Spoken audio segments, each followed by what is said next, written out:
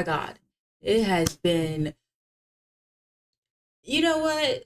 The background looked a little different. I'm in my little cousin's room, okay? Which is like, why is Pokemon galore and a minion?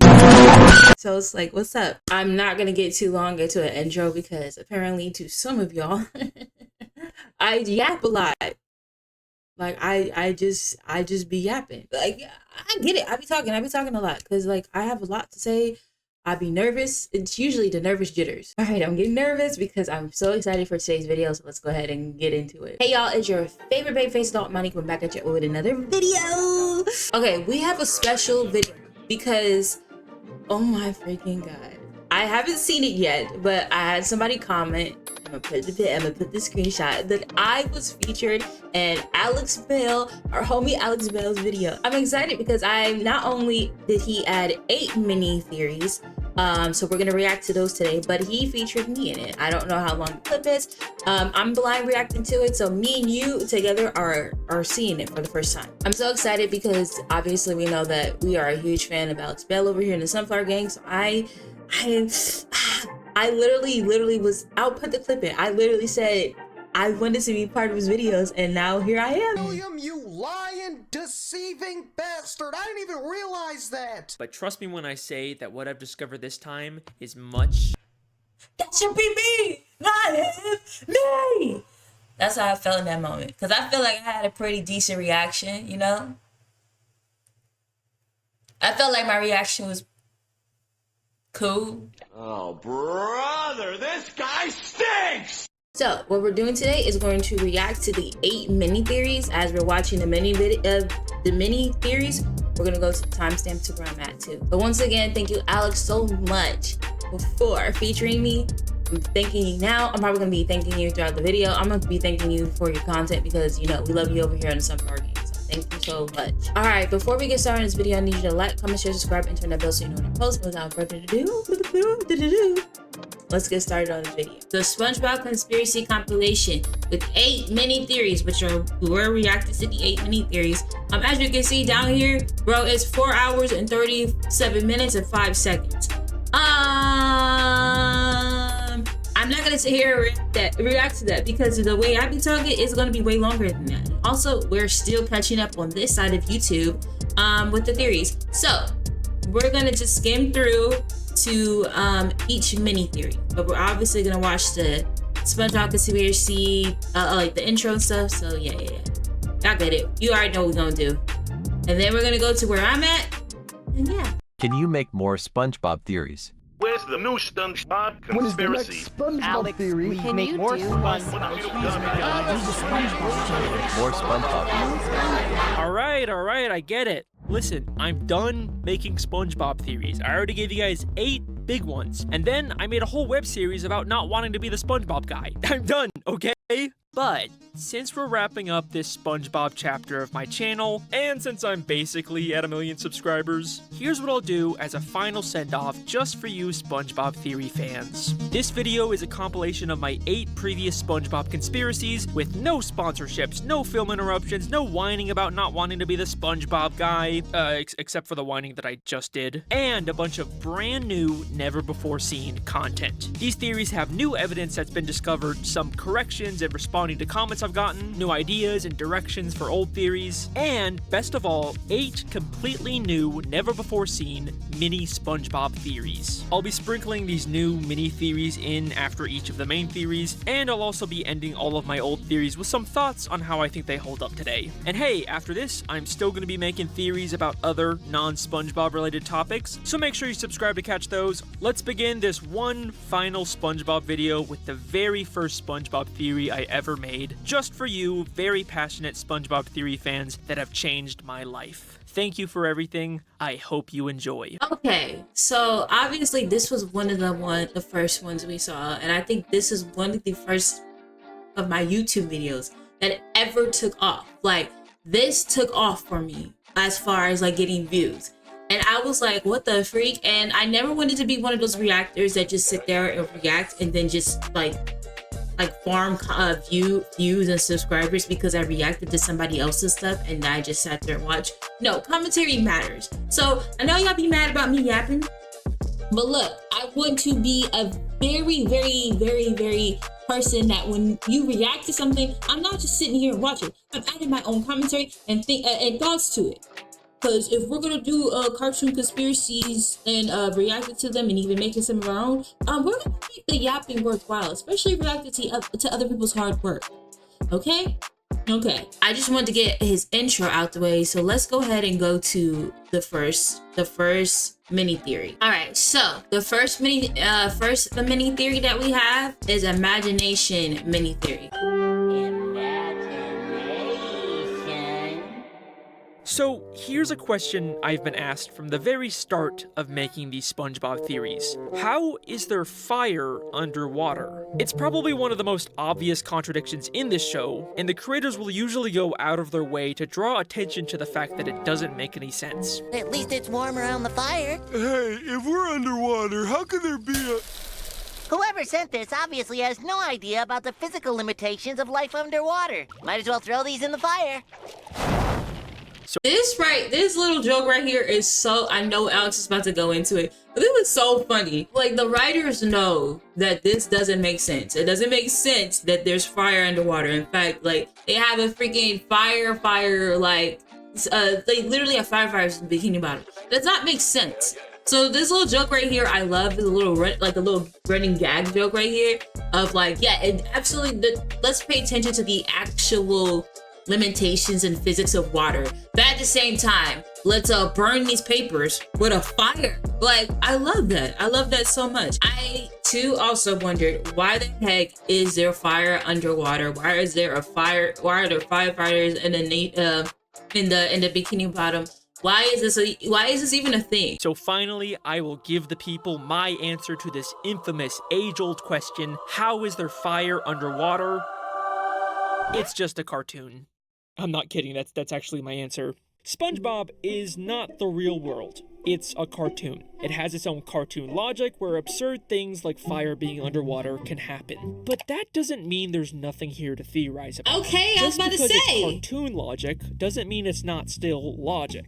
If you pay close attention, you can see that there is a consistent internal logic and rules to how this cartoon world really works. And I think how SpongeBob cartoon logic works is best explained in the Season 3 episode, Idiot Box. In this episode, SpongeBob and Patrick spend the day playing inside of a box, but Squidward keeps hearing impossible sound effects coming from it. SpongeBob?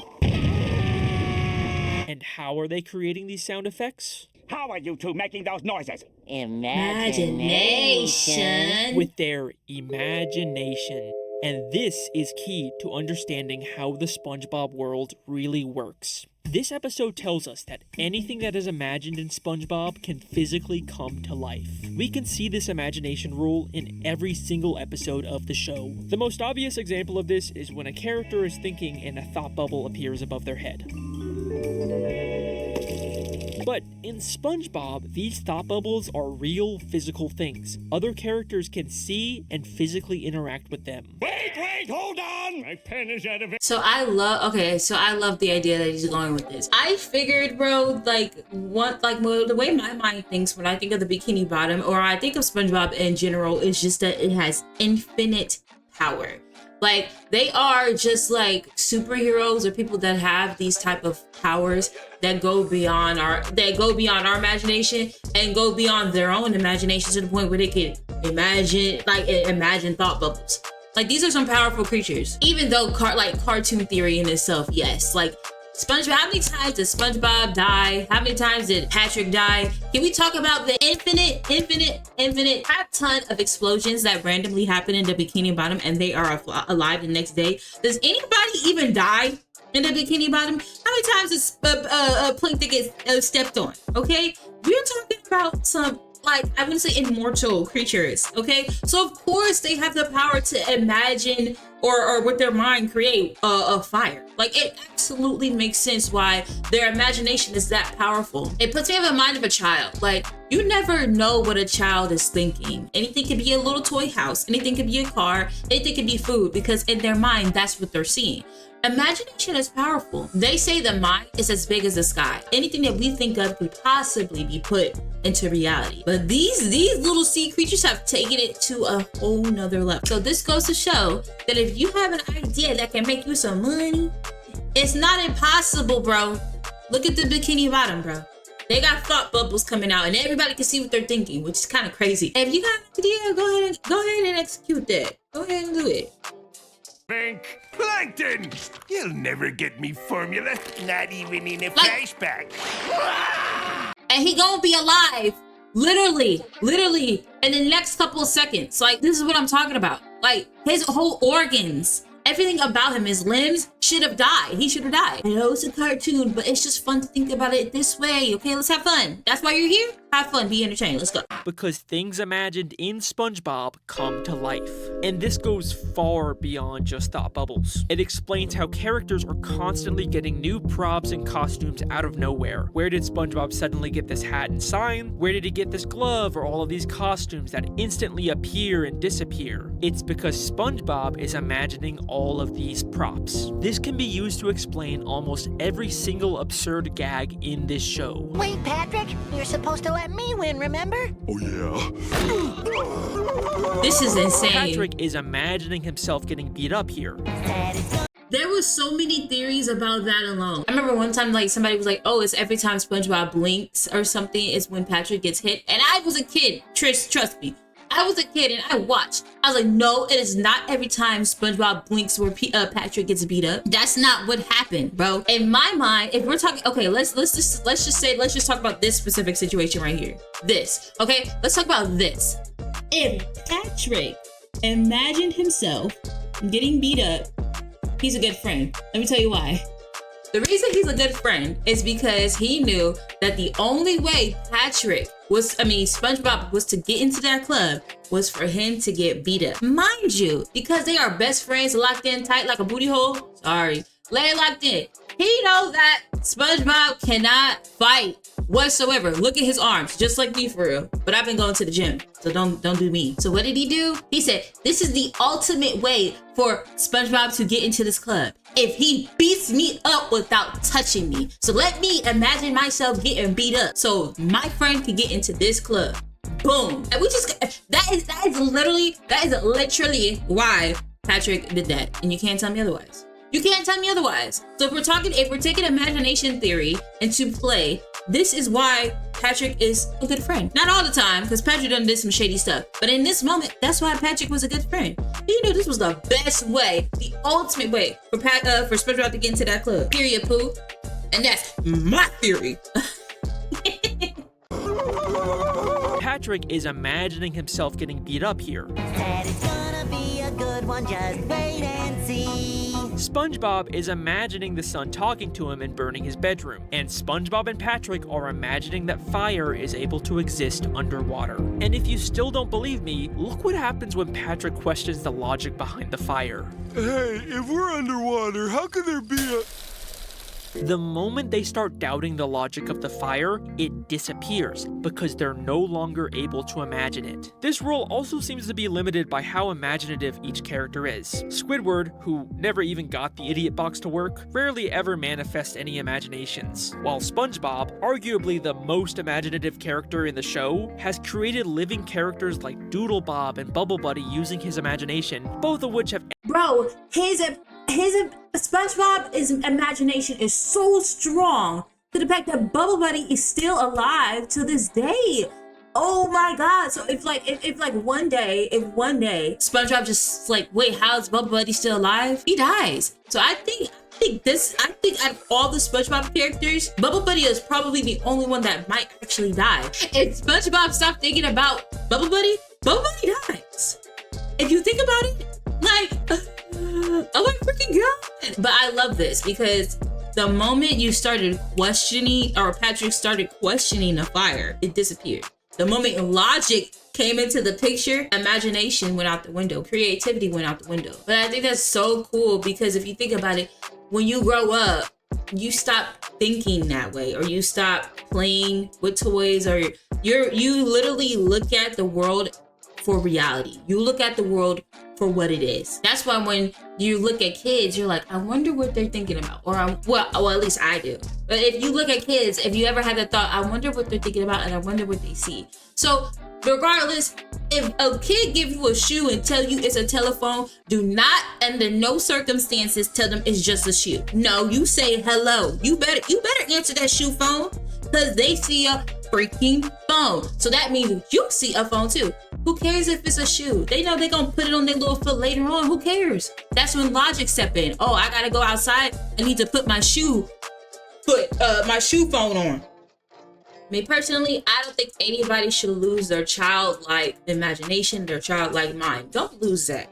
That's probably one of the best things we could have. And SpongeBob, to me, is probably one of the greatest examples because Bubble Buddy is still alive. Ended up continually reappearing throughout the entire show. Bubble Buddy even went on to create an entire bubble town full of bubble citizens, all stemming from SpongeBob's imagination. This theory also explains why Mrs. Puff gets trapped in so many delusions. They are literally manifesting around her because of her imagination. Okay. But what's the point of explaining all of this? Even if you didn't know the exact mechanics of it, you probably already understood that random stuff can just appear and disappear in a cartoon. I'm not really telling you anything groundbreaking. But once you fully understand this idea, it adds a whole new context to so many things in this show. One of the most interesting being how dreams seem to affect the world, specifically SpongeBob's dreams. In Season 1 Sleepy Time, SpongeBob dreams about finally getting his license, but then he crashes and Mrs. Puff takes his license away. And this is exactly what happens later in the Season 2 episode, No Free Rides. Mrs. Puff gives him a license, instantly regrets it, and after SpongeBob crashes his car, Mrs. Puff takes his license away. So, did SpongeBob's dream predict this event? Wow! Or did his imagination literally cause it to happen?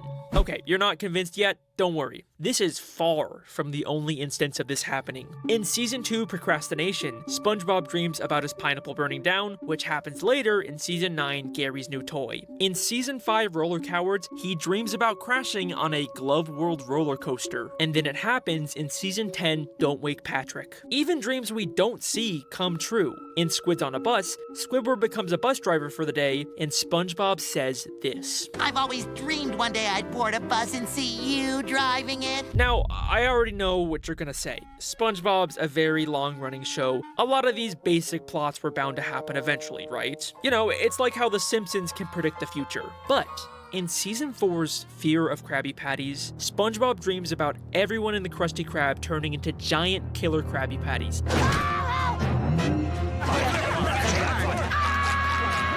That is a very weird and specific plot, and yet that's still exactly what happens 7 seasons later in Krabby Patty Creature Feature, when Mr. Krabs feeds people experimental Krabby Patties and turns everyone into giant mutant Krabby Patty monsters that try to hunt SpongeBob down.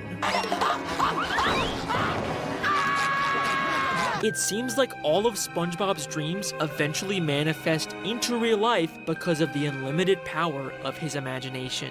Okay, that's all pretty interesting, right? But you wanna know something really crazy? While researching this theory, I discovered something insane. Honestly, it may be one of the craziest discoveries I've ever found in this show. Are you ready? Yes! In the Season 6 special, Truth or Square, all of the characters get trapped inside of the massive ventilation system beneath the Krusty Krab. There's an entire network of tunnels and air ducts underground. At a certain point, Mr. Krabs gets separated from the group. A crossroads. I'll go this Why is way. he And all up on Mr. Krabs like that? They're good. Anyways. SpongeBob, you lead him down that way. SpongeBob then takes a break to tell the story of when Mr. Krabs told him the Krabby Patty secret formula. This reminds me of the time Mr. Krabs confided in me the Krabby Patty recipe. Mr. Krabs called me into his office.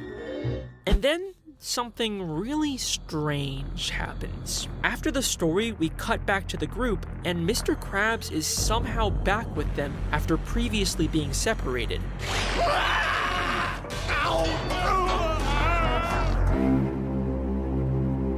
I'm serious. There's no scene of them being reunited. He's just gone and then back somehow, and it's never explained in this episode. I mean, what was even the point of wasting time and money animating them split up if they were just gonna immediately bring Mr. Krabs back without any explanation? I'll go this way, and SpongeBob, you lead him down that way. You could literally remove the scene of Mr. Krabs separating from them, and the episode would make total sense. But wait a second.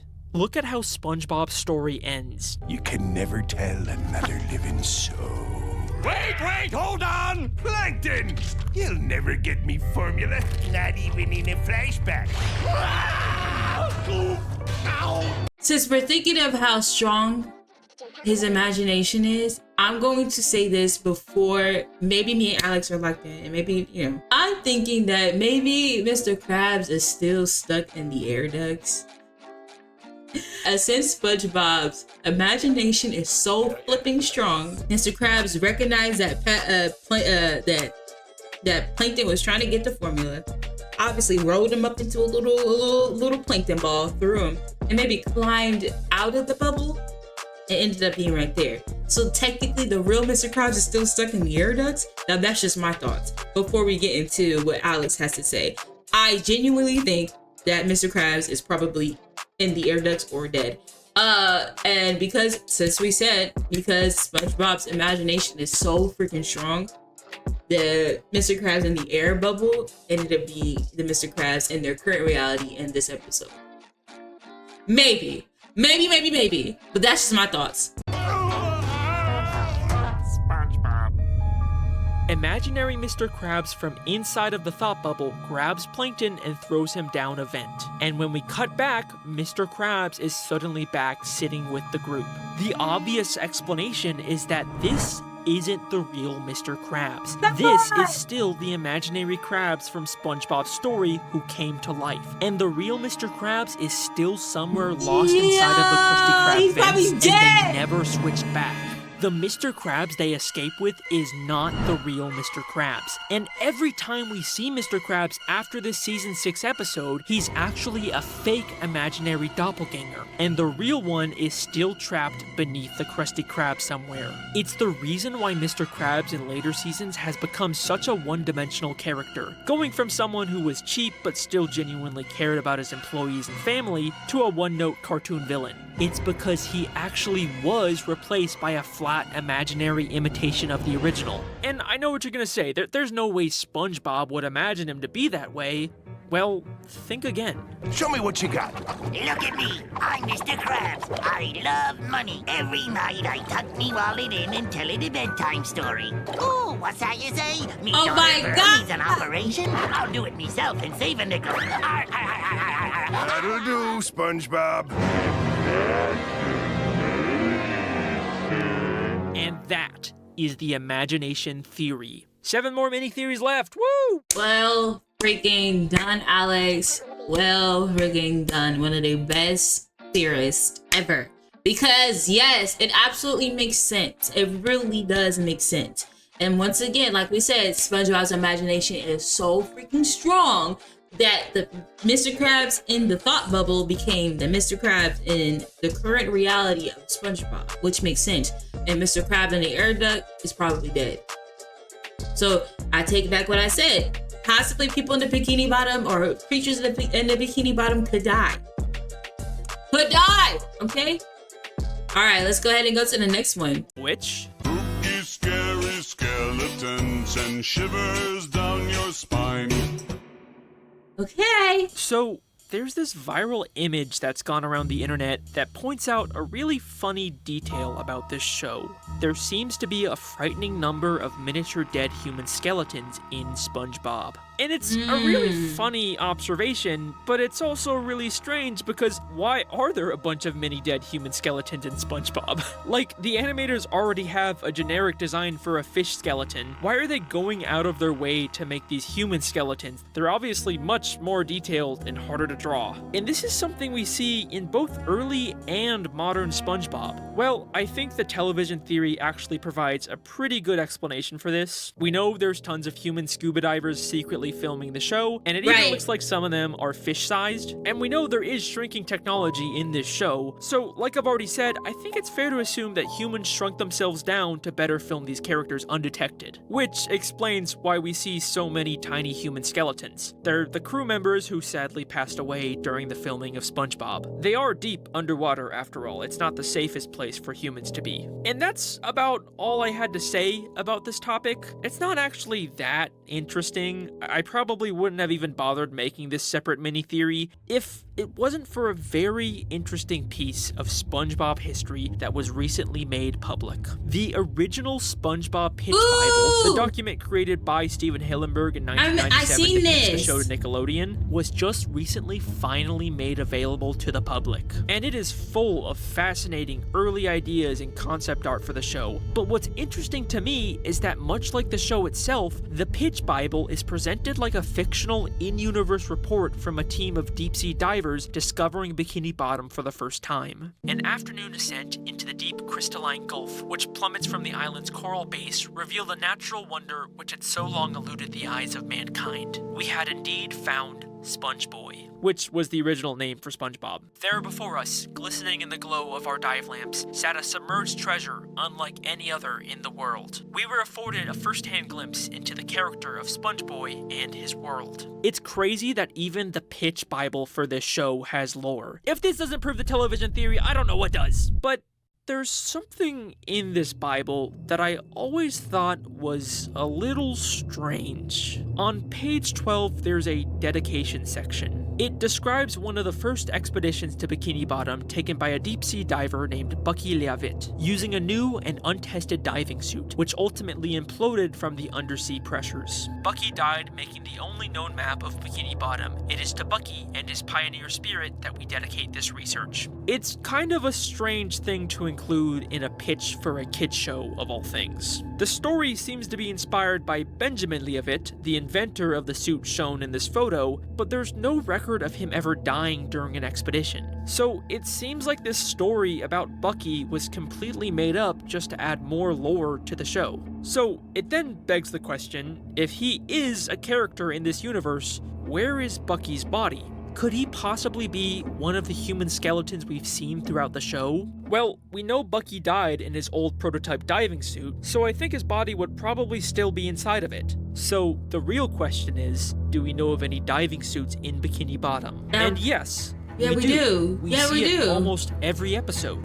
SpongeBob's television. SpongeBob's TV is clearly supposed to be an old diving suit helmet, but it's strange because it's so small compared to diving suits we've seen worn by other humans. So either this diving suit is from a shrunken human, or it's been compressed down to a smaller size by the pressures of the sea, just like Bucky's. We even see SpongeBob's TV design was a part of the original Pitch Bible. I think there's a very good chance that this is supposed to be at least the head of Bucky Leavitt. I think every time SpongeBob is watching TV, he's actually staring directly at a dead human skull. And if you don't believe me, in Season 10's Whirly Brain, SpongeBob and Patrick fight over the TV and actually pull it apart. And for the very first time ever, we get a look inside. It's an extremely fast moment, but if you go frame by frame, you'll see that inside of SpongeBob's TV is what looks like a human skull. And that is Skeleton Theory. Rest in peace, Bucky. Oh my god! Okay, R.I.P. to the GOAT, Steven Hillenburg. Steven, our GOAT. Because one thing that I love about good writing in shows is that even though it's a cartoon and it seems like a bunch of crap and buffoonery and just a bunch of random stuff is happening, there is lore, there is Easter eggs, there is nuggets to the madness of this show. I really do appreciate Steven taking the time to write this type of story and writing little things in, because there are fans like Alex and myself and you guys that are sitting here watching this that will take the time to put the puzzles together, because some stuff in SpongeBob absolutely makes no sense until you put the pieces together to be like, well, maybe this is the theory, maybe this is what's going on, maybe this is why this is this way. And the fact is, the fact is there has been notice of human skeletons. I've noticed it. But at the same time, why are they there? So yes, it makes sense. But to say that there was a human skull, how did Alex, once again, his mind, I love it. How did Alex even notice that there was a human skull inside of SpongeBob's TV? There's a soul in there. Everything has lore. Everything has a theory. You can't tell me otherwise. Can't tell me otherwise. Let's move on. I'm excited for this one. Me personally, the Mrs. Puff theory is probably one of my favorites because her life is so absolutely insane. The woman is schizophrenic, okay? Delusional, just like me. But I'm excited to see how darker can the Miss Puff theory get. How dark it can get. Let's see. So, there's been a lot of new evidence that's come out about Mrs. Puff since I posted my theory. Some I already added to the main theory, like her real name being discovered, so go watch that if you haven't already. But I saved some really cool discoveries and new ideas just for this mini theory. Like, in Lighthouse Louie, I missed this the first time, but if you look closely in her pile of junk, you can actually see a dead police officer's corpse. Oh my god! Ah! Ah! Actually, no, this is just an obstacle from her training course. But I bet you didn't know, in Camp Coral, we see her dispose of the real Mrs. Puff's dead body! Ah! Ah! Ah! Also no, this is just a piñata that looks like her. Okay, but they're clearly trying to mess with us at this point. Before I get into the actual new discoveries, I want to talk about some alternative ideas I've come up with for some parts of the Mrs. Puff theory. As I've already said, I'm not the biggest fan of where I took the third part of this theory. I really wanted there to be this big reveal about why the prison is forcing Mrs. Puff to teach SpongeBob, when in reality, it just makes so much more sense that, like in Doing Time, every time Mrs. Puff sees SpongeBob in jail, she's actually just hallucinating. Good day, class. I must be having a nightmare. You know, there's just way more direct evidence in the show to support this, as opposed to this convoluted warden theory. And it's further supported by my new imagination mini theory from earlier in this video. We know the show exists in a world where things you imagine can easily come to life. And Mrs. Puff is constantly imagining her fear of SpongeBob or the guilt from her past mistakes. So it makes sense that she would get trapped in her own delusions so often. But there's always been this big loose end in my theory that I've always wanted to find a way to wrap up. We know Mrs. Puff prematurely gave a license to one of her previous students in New Kelp City, and that led to the city being destroyed. Local consensus places the blame on this negligent, selfish driving instructor. But who was Mrs. Puff's original student before SpongeBob? And while we haven't gotten any new evidence about this, I think I've got two strong candidates for who it could be. One of the best comments I got from the Mrs. Puff video was the idea that the original student was actually SpongeBob's cousin, Stanley S. Squarepants. That makes sense. Hi, Squidward. I'd like you to meet my cousin Stanley. We're related. There's two of them? Stanley is a character we meet for only one episode in season 5. He's SpongeBob's cousin from out of town, and he's extremely accident prone, even more than SpongeBob. Now, we don't know what town he's from, but we know his Uncle Sherm sent him away because he was too destructive. So he totally fits the idea of Mrs. Puff's former student that probably destroyed New Kelp City. It would also add another layer to why Mrs. Puff is so tortured by SpongeBob specifically. He would literally look and act exactly like her former student. There's two of them? So yeah, I think this is totally plausible. Great comment. The only thing that kind of holds this theory back is the lack of any actual concrete connection between Stanley and Mrs. Puff. Like, unfortunately, they're never in the same episode. But I think I have another possible candidate for this mystery student. Someone who we actually see interact with Mrs. Puff. It's that inmate with the deeper voice. In the Mrs. Puff theory, I theorized that the entire episode Doing Time was all imagined by Mrs. Puff, and everything we see, even small details like her changing prison uniforms, are symbolic for what's really going on inside of her head. But if that's true, then what does this random other prisoner that keeps showing up symbolize? Hey there, Puff Mama. What's today's grub? Hi, Donna. It's chilly. I wouldn't have thought much about it.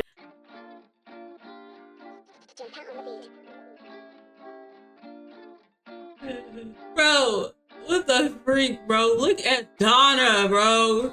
Donna is swole as crap. Donna, did you? Donna, did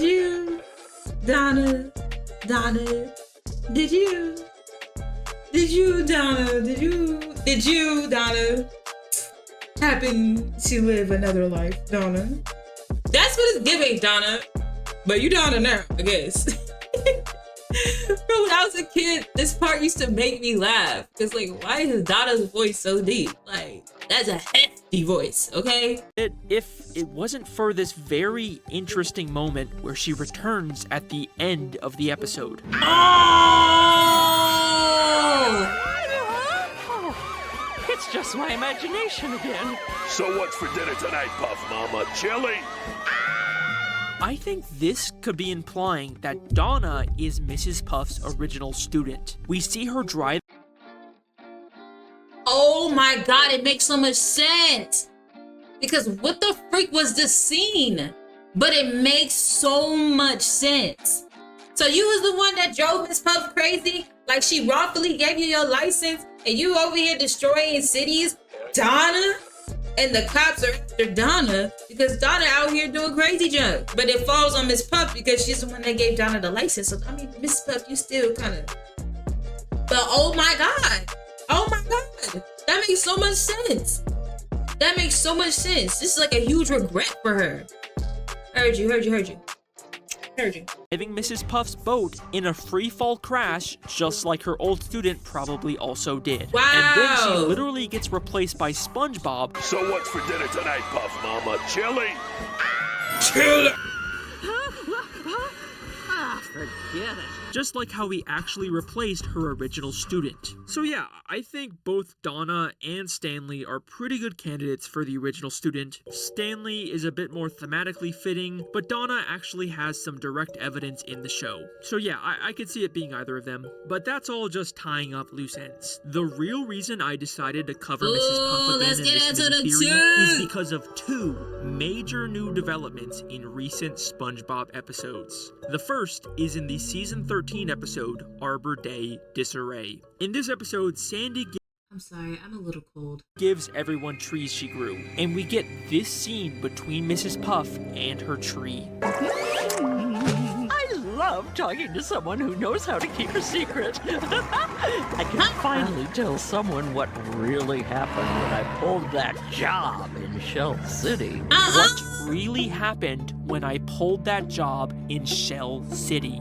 They're still adding more mysteries to solve about Mrs. Puff. It sounds like Mrs. Puff did some kind of heist or maybe has some connection to Shell City from the SpongeBob movie. And if you remember, I theorized that Shell City was the place Mr. Puff, her former dead husband, was being held. They end up setting off the smoke detector, which activates the sprinkler system and brings all the dead fish back to life, including a very familiar looking pufferfish hanging from the ceiling. Mr. Puff is alive.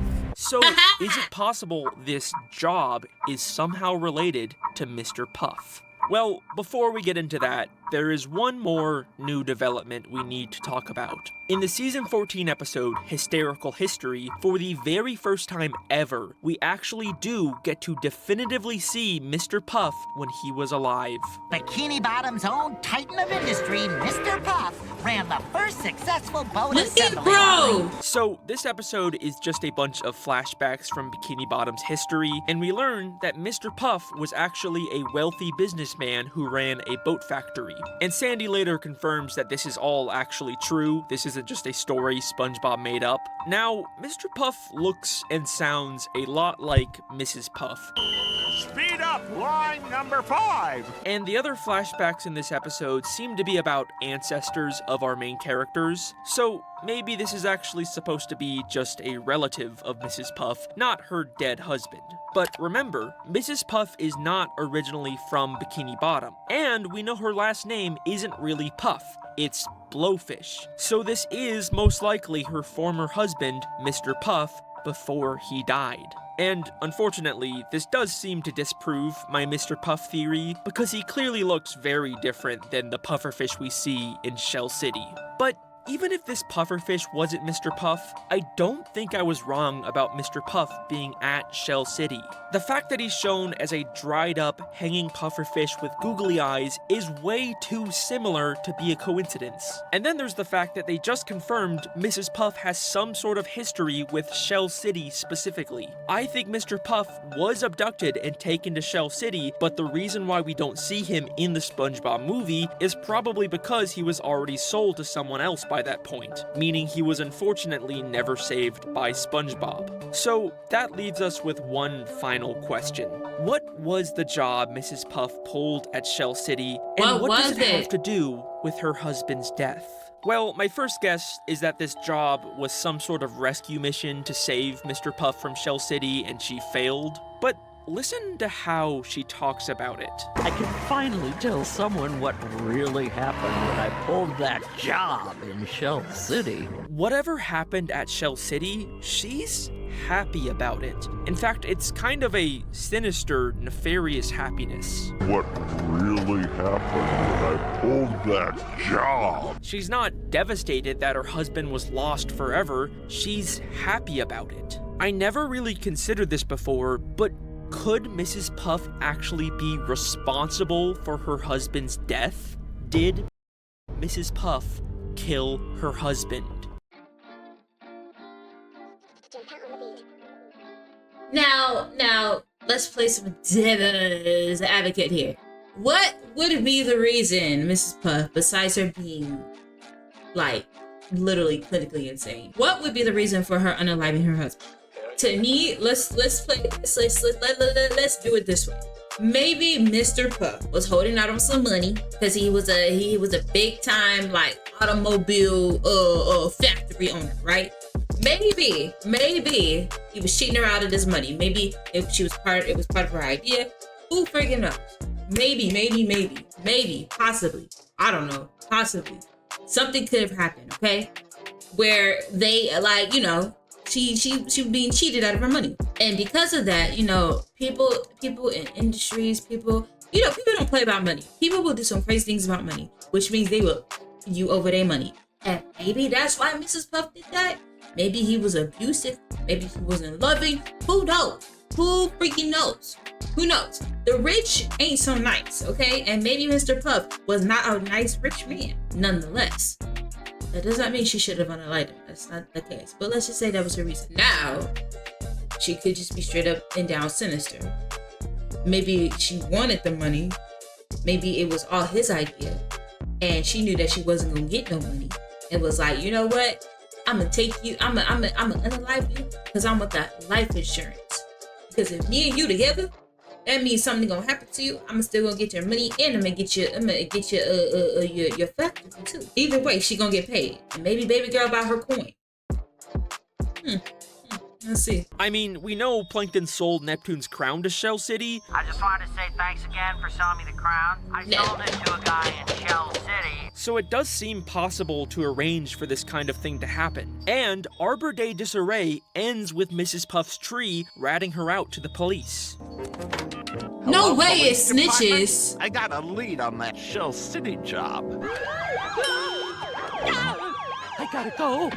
Why would the Bikini Bottom police care about something she did at a human gift shop? I mean, they didn't care when SpongeBob stole from there. The only explanation is that she wasn't stealing from humans, she was giving them something or someone from Bikini Bottom. Mr. Puff. Mrs. Puff arranged for fishermen to kidnap and kill her husband. That's what really happened at Shell City. But why? Well, other than Mr. Puff kind of seeming like a jerk who mistreats his employees, he's also very wealthy, which means that when he died, in a way that can't be traced back to Mrs. Puff, as his wife, she would inherit his money. Which explains how Mrs. Puff, who previously had to abandon her entire life and start over from scratch in Bikini Bottom, could afford to open a massive boating school. Maybe this was her plan all along. Get close to some rich jerk, marry him, and then have him killed to inherit his money. These little breadcrumbs they've given us have told us so much more about Mrs. Puff's past, but also, maybe, just maybe, her future as well.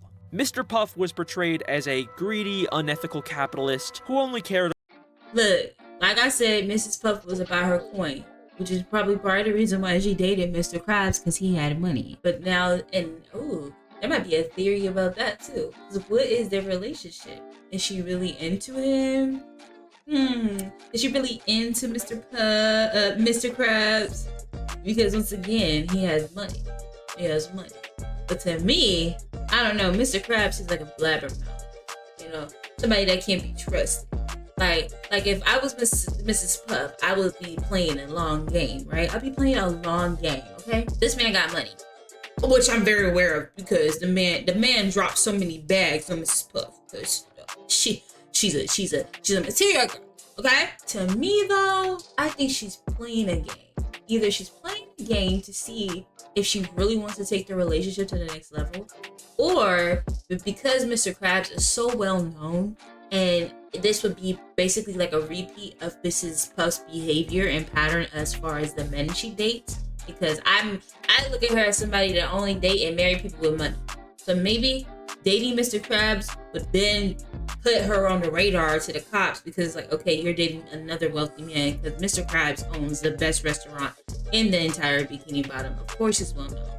And if he goes public about their relationship, somebody is going to catch him and be like, hey, wasn't she with blah, blah, blah? Because I remember seeing one episode a while ago of basically Mr. Krabs and Mrs. Puff saying they hid their relationship. Why are they hiding it? That in itself is a theory. Maybe. But at the end of the day, Miss Puff likes a man with money. She like a man with a little coin, okay? Cause she about her coin. About money, even at the expense of his employees. Hold on, sorry, let's go back. A capitalist who only cared about money, even at the expense of his employees. Okay. And just like does Mr. that Krabs. remind you of anyone else in Mrs. Puff's life? What the freak, Alex? We're in the same brain. Keep on trucking, SpongeBob. How could you trade SpongeBob for 62 cents? You think I could have gotten more? If she did it to Mr. Puff, who's to say she's not planning to do it again to Mr. Krabs? Maybe this is the entire reason why she's dating him. Let's just hope Mr. Krabs isn't planning on getting married anytime soon. The imaginary doppelganger Mr. Krabs, that is. And that is the Mrs. Puff theory, part 2. Now,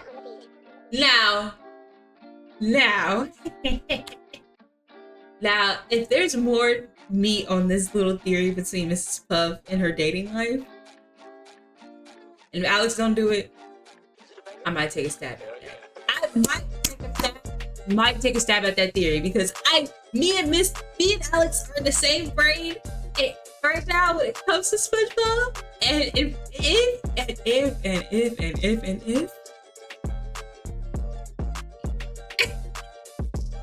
Alex don't do it, and if there's not one out there, I'll do it. I'll give a little stab at Mrs. Puff's dating life because to me personally, I think this was my favorite theory. To me, I really enjoyed Mrs. Puff's theory, but yeah, that and the goofy cult theory. I like that one too. But let's see. Oh, okay. So, if there's one thing I'd probably change about my evolution theory, it would be the second part about the war. After the war, Krabs stayed secluded in a deep depression that seemed endless. I think there definitely was a war in Bikini Bottom, but I don't think it was between evolved and primitive fish anymore. There is just way more evidence that the war Mr. Krabs fought in was actually a war between fish and humans. And I think this concept for a human war has been secretly present in the show from the very start. Every single building in Bikini Bottom is made out of some sort of debris from the human world. Now, this is a reference to how marine ecosystems in real life often form around things that fell from the surface. But the debris isn't always just random objects or pollution. A surprising amount of the buildings feel like they're from the aftermath of a massive war. There are a ton of buildings made out of sunken ships, but there's also anchors, submarines, lobster traps, bait and tackle boxes, undersea mines. There's even a building made out of a dead bucket of fish. If you really look at the show's aesthetic, it gives the impression that Bikini Bottom is an Adventure Time style post-apocalyptic wasteland where a massive war between humans and fish took place. Mr. Krabs' Navy Convention Center is literally a giant torpedo. We get further confirmation of this as early as Season 1 Hooky, when a bunch of humans start fishing in Bikini Bottom. Pay close attention to how Mr. Krabs reacts. They're back! They're back, I tell you! I saw them with my own eyes! They're back. Mr. Krabs has dealt with this before, probably because these were the same hooks from the war he fought in.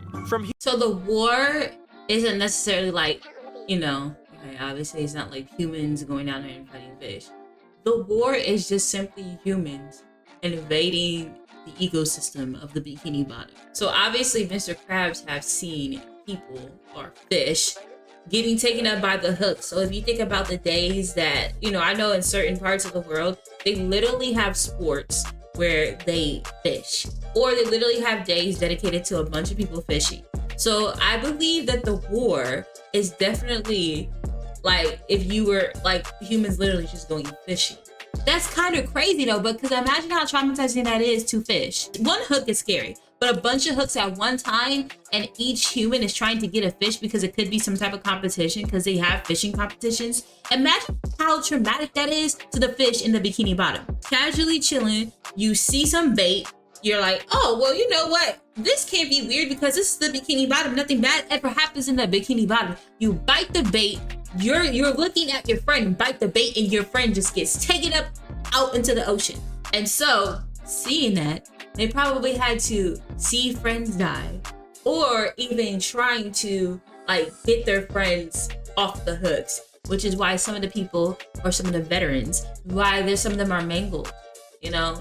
And then not only that, I know that a lot of experimentation had happened in the Bikini Atoll area. And also because humans suck and we just be dumping things in the ocean and we shouldn't. But I can see that being traumatic where we're fishing and fish are in the ocean just chilling, and next thing you know, they bite something because obviously that's not weird, you know, it's a worm, it's a piece of meat, something. I'm gonna eat it. Rick Ross. But imagine how traumatic that is, and then you pulled up out of your habitat and you're dead. Humans' perspective, they're just fishing. Right. But for the citizens of Bikini Bottom, this was a brutal war. And listen to what he says about what happens if the hooks catch you. They cook you, and then they eat you, or worse. What could be worse than that? Gift shops. You'll end up in gift shops. This gives a whole new context to the Shell City gift shop we see in the SpongeBob movie. Man. Wait a second. Those fish are dead. All these dead fish are victims from the human war. Look, the gift shop in Hooky even has a very similar sign to the Shell City gift shop. Among the dead fish in Shell City, we specifically see the same type of royal seahorses King Neptune uses. Which makes sense because as King of the Sea, he would probably be the one commanding the army to go fight the humans. Movie Neptune even talks about Shell City like he has personal experience with it. My crown is in the forbidden Shell City! No one who's gone to Shell City has ever returned! I guess this could also mean Mr. Puff was a victim of the war, but I kinda prefer the idea from my new Mrs. Puff mini theory. We also see giant hooks all over Mr. Krabs' wall of memorabilia, along with other human fishing tools. There's even a picture of the Bikini Bottom museum ship before it was sunk in the war and later turned into a museum. There's also this picture of a human pirate. And before you say anything, no, this is not Patchy. It's probably just someone he fought in the war. Listen, I still definitely think these pictures could be Pearl's mother, and she's still the source of the Krabby Patty meat, but instead of Mr. Krabs killing her, she was probably just a casualty. I forgot that Alex's theory for the Krabby Patty meat was because Pearl's mom is dead and he's using her meat. And if you understand how big a whale is, yeah, I mean, I guess that's enough meat to supply you with a bunch of Krabby Patties, especially because these are fish and they're, you know, they're probably like microscopic. So he probably has endless amounts of meat. Pause. So I forgot that's why he's against the crab theory, and more in his own theory is everybody's eating Pearl's mom. Of the human war. But instead of Mr. Krabs killing her, she was probably just a casualty of the human war, and Mr. Krabs just found her dead body and adopted her orphan daughter. There's also the Hook Museum, which with this context looks much more just like a straight up war museum. Now, these are smaller hooks, so I initially thought maybe this was just a museum of hooks made by evolved fish to catch primitive fish like clams, but listen closely to the audio Mr. Krabs is listening to. The three-pronged jig hook was first sighted in local waters more than 100 years ago. The hook was first sighted in local waters more than 100 years ago. This is definitely a museum of human hooks, and we now know this war has been going on for at least 100 years. There's also tons of movies and TV shows in Bikini Bottom based around the horrors of hooks. Pause! Frightening feature. The idea of this human war is everywhere.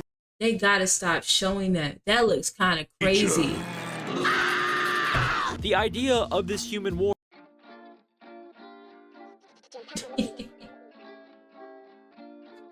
No way they greenlit. Well, it's SpongeBob, but no way they greenlit this. What the freak, bro? What the freak is that? Freaky fish, freaky show, freaky Bikini Bottom. Always been freaky. The name is Bikini Bottom, not Bikini Top, Bikini Bottom. It's been freaky. War is everywhere in the show, and it's played a big role in shaping the culture of Bikini Bottom. But here's the strange thing about all of this. The Bikini Bottom we see today is not at war. The only time we see humans fishing in Bikini Bottom is in this one single episode, and Mr. Krabs even says they're back. They're back! As if this is not a normal occurrence. This implies that the humans previously stopped attacking for some reason.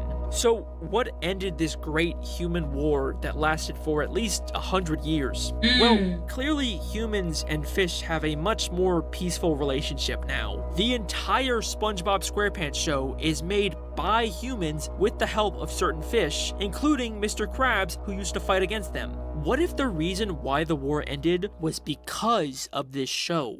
The original human research team that was mentioned in the SpongeBob Pitch Bible showed the world that Bikini Bottom had extremely intelligent life and proved that instead of killing the fish, they could peacefully profit off of them by making their lives into a TV show. SpongeBob doesn't even know it, but I think he might be the reason why a 100-year-long brutal war between humans and fish has come to a peaceful end. And that is the human war theory. See, I like that theory because first of all, they were very traumatic. So this means that these fish have some type of consciousness and intelligence of what they deem reality. If they see a bunch of hooks coming down and hooking in the mouths of their friends and family members, they're literally seeing their people die. And it's not like when you fish, bro, it's very, very barbaric because they literally have a metal thing in their mouth and they're flopping around. They don't just die instantly. They're flopping around. They're freaking out. So imagine, bro, if they have the intelligence and the consciousness of freaking the Bikini Bottom fish, they're screaming for their lives. So imagine seeing that 100 years ago. That is traumatic. But since we live in a more peaceable time, and it's more peaceful, of course, they are living in harmony. So we are very, very grateful for that. So that's a cool little theory. I like that one. It's peaceful. It ends peacefully. I like that it ends with peace. I like this. The GrandPat theory? Look at bro. You look like a creep. So, in 2021, Nickelodeon released a new spin-off show all about Patrick, called The Patrick Star Show. Hi! I'm Patrick Star, and I live with my parents! This is my dad. This is my mom. This is my sister. This is my grandpa. And this is my show. And I was really interested in it because it seems to kind of acknowledge the fact that it is a TV show, with Patrick actually being filmed and putting on a show as part of the plot of each episode. Coming to you from the Star Family home, it's time for the Patrick Show! And here's your wide-awake host, But it's weird. It's supposed to be a prequel when Patrick was still living with his family, but the Patrick's parents and sister characters that were established in the main show have been replaced by completely different people in this spin-off. This has been a long-running mystery about the Patrick Star Show that many people have asked me to talk about, but a storyboard artist for the Patrick Star Show actually addressed these contradictions in a very funny Twitter thread where he offers many different possible explanations for why Patrick's family looks different. These range from Patrick just perceiving reality differently, to him just assuming whatever starfish is closest to him is his family, to some kind of crazy timeline manipulation. But my favorite is just that they were recast by the in-universe showrunners and Patrick's too dumb to notice. Also, I'm clearly thinking that because if it's a reality show and people do this all the time, think about it, bro. Don't sit here and act like the parents of certain celebrities or whatever are their actual parents. There's too many theories about that running around here, but that's a whole nother thing in itself. I was literally thinking to myself, his parents just simply got recasted. His birth biological parents probably weren't as interesting or probably weren't as open to being in a reality show as like Patrick. So they casted people that were basically like, oh yeah, I want to be on TV and I want to make money and I can act like somebody's mommy and daddy. That's basically what happened. That was literally what's going on in my mind right now of why they have actors or why he has new parents. They are actors. And, you know, Patrick is dumb. And he was like, well, Patrick, these are your mom and dad. Oh, really? Okay. And he just went along with it. Because even in the episode where his parents were supposed to come by, he still didn't even recognize that they weren't his real parents. Everybody in that episode was complete idiots. Even the parents that acted like they were... Even the parents that acted like they were his parents didn't even realize that they had no kids. Like, what the freak is going on? So it makes sense. Makes sense that they got recasted. So, casual television theory confirmation, no biggie, we're used to it at this point. Now, I watched a good amount of this show when it was first coming out, and there wasn't really too much here for me to analyze, except for one very interesting character. GrandPat, and it ties directly in with my Neptune theory. GrandPat is allegedly Patrick's grandfather, even though we've never heard about him until now. Mom, Dad, who's this guy? I'm your grandfather, GrandPat. Must we do this every morning? He's sort of a generic, cranky old man character who's apparently somehow been alive since prehistoric times. Back in my day, we were food. It was way back in the Patrolithic period. How hot your breath gotta be to do this? My day, we were food. How hot your breath gotta be to do this? How hot and smelly your breath gotta be to do this? Ew, and I know it stink, bro. I know it stink. I know it do.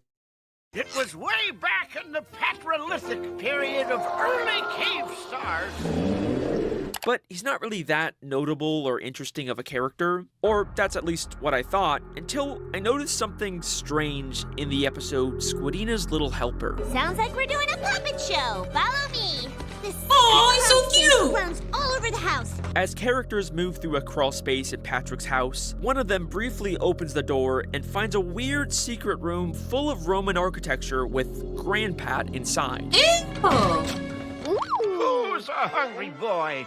Dig in so you can grow up big and bristly. The puppets are this way. It's kind of a weird throwaway gag, but there's not really much to it, and they immediately move on with the episode without ever addressing it again. But something about this tiny, insignificant moment really stuck with me, even months after watching this episode. And when I watched it again, I couldn't help but notice that the door leading to the room is labeled XIV. The Roman numerals for 14 for seemingly no reason. Is this supposed to be the 14th room in the house or what? But then I remembered we've heard the number 14 before in the season 4 episode crusty towers. This room is hideous. Redesign it. Neptune the 14th will be nice. What?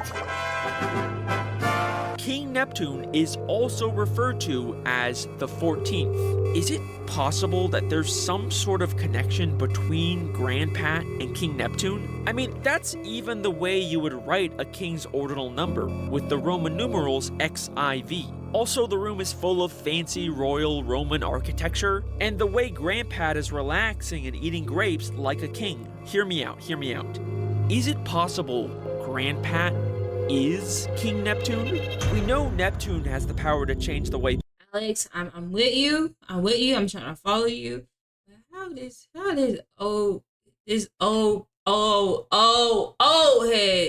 Pat is King Neptune? How are they? How? Tell me how. This work. I'm with you. I've always been with you. I've been with you for a while. I just gotta know how this works, okay? I gotta know. Make it make sense, okay? We know Neptune has the power to change the way people look. And it would explain why GrandPat, just a normal sea star, is able to be alive as far back as prehistoric times. He even has a prehistoric drawing of a starfish wearing a crown in his bedroom. This could even explain why they thought Patrick was a descendant of royalty in Rule of Dumb. Which makes you a descendant of royalty. You are a king. But wait a second. Why would the king of the sea be pretending to be Patrick's cranky old grandpa? Well, remember, the Patrick Star Show is a prequel to the main series, and if you believe my Neptune theory, then you know Neptune wasn't always the king of the sea. It's likely at some point he stole the throne and Poseidon's wife. So, what if this takes place before Neptune became king? When King Neptune was a little Neptune, his mother set him adrift in a river. When he was all alone, abandoned by his own mother, desperate to find the family that he was denied his whole life. So, how would he get one? Well, it turns out that there just happens to be one family in the sea that's dumb enough not to notice when new family members are added or replaced. The Patrick Star family. So, he transforms himself into the cranky old grandfather character, GrandPat, and secretly inserts himself into the family without their knowledge. Who's this guy? I have But why? No, but why? You see, sir? So you can see him too, Bunny? I thought I was the only one. I'm your grandfather, GrandPat. Must we do this every morning? Finally giving him the family love he's been searching for his entire life. Oh, man.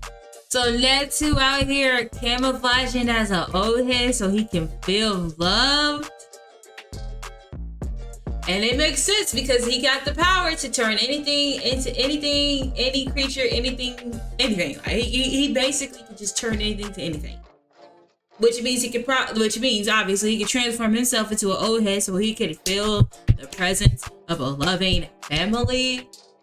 Now I feel bad because I was like, what the feet? You ain't just no old head, you Neptune as an old head.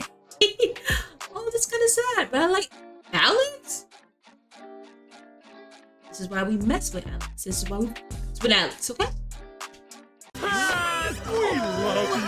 And if this all still sounds far-fetched to you, listen closely to the music we hear in this scene. Who's a hungry boy? Dig in so you can grow up big and bristly. This small piece of music is called Roman Legions, composed by John Kakavas, and it was used only one other time in SpongeBob. Who's a hungry boy? Behold Neptune, god of the sea, with his mighty trident. In the Season 10 episode, Trident Trouble, when they are introducing none other than King Neptune the 14th. GrandPat is King Neptune. And that is the GrandPat theory. I love it. I'm a fan of that mini theory. I am a fan, bro. This is why I love the human mind. I love people that look into everything. Because to me, like I said, everything has lore. You can't tell me there's no lore to everything. Sometimes some lore is sad. Sometimes some lore is scary, but it's lore nonetheless. And this lore is fun because how did you hear the music in his room and then found out that another time that the music was played was when Neptune was coming down from the sky How did you make such a connection? And you can't say it doesn't make sense because there was only 2 times that music was played. In this moment where he feeding his beard grapes, and the other moment when Neptune was descending from the sky, or ascending, basically coming down. Ascending is up, descending is down. Okay, so y'all can't. My homie Alex, he got it, bro. You can't otherwise. That's fire. That's fire. Or at least it was until they released the episode Neptune's Ball, where we see King Neptune and GrandPat in the same room. Man, I love your show! And I'm really conflicted about this because yes, this obviously debunks my theory. Neptune and GrandPat can't be the same person if they're both in the same room. But then why does all of this evidence feel so specific and intentional? Like, most evidence I find can usually be explained as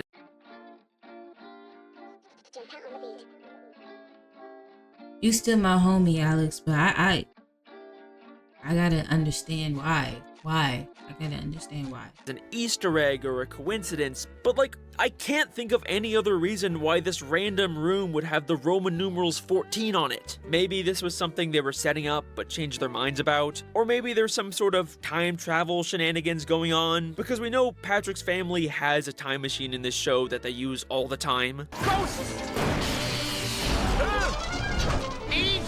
Or maybe I'm just in denial and I'm overthinking small little random details. Like I've said, these are the theories that didn't make the cut for their own videos, so they're not all gonna be as strong as my main theories. But even if it's unlikely, I'm still gonna hold out hope that maybe I'll be proven right someday. Oh well, on to the next theory.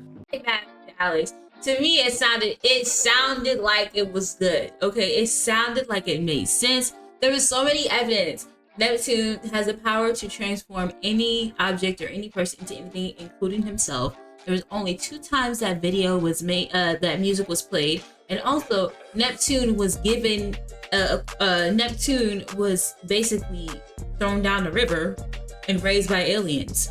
So it made sense. It made sense, and because he was, also because he was thrown down the river and aliens found him, and he was raised by aliens. He did not know what a loving family felt like. And there's been a few times where Neptune has desired family.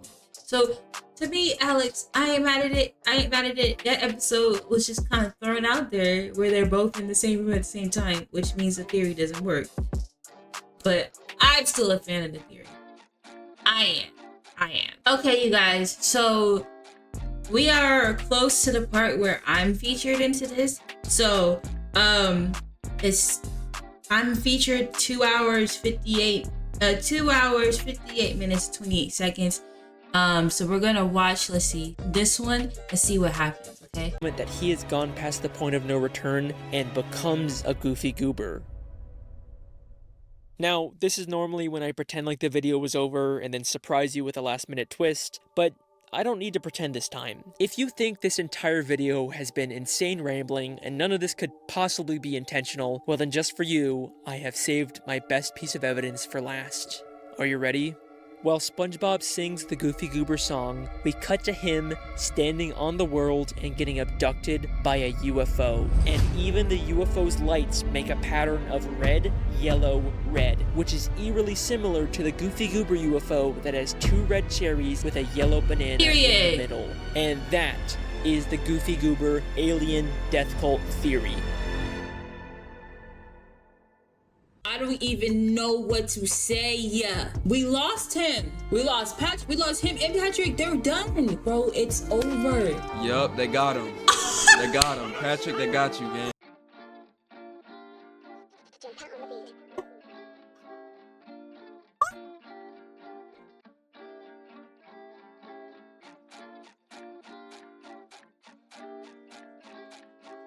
Freaking Alex.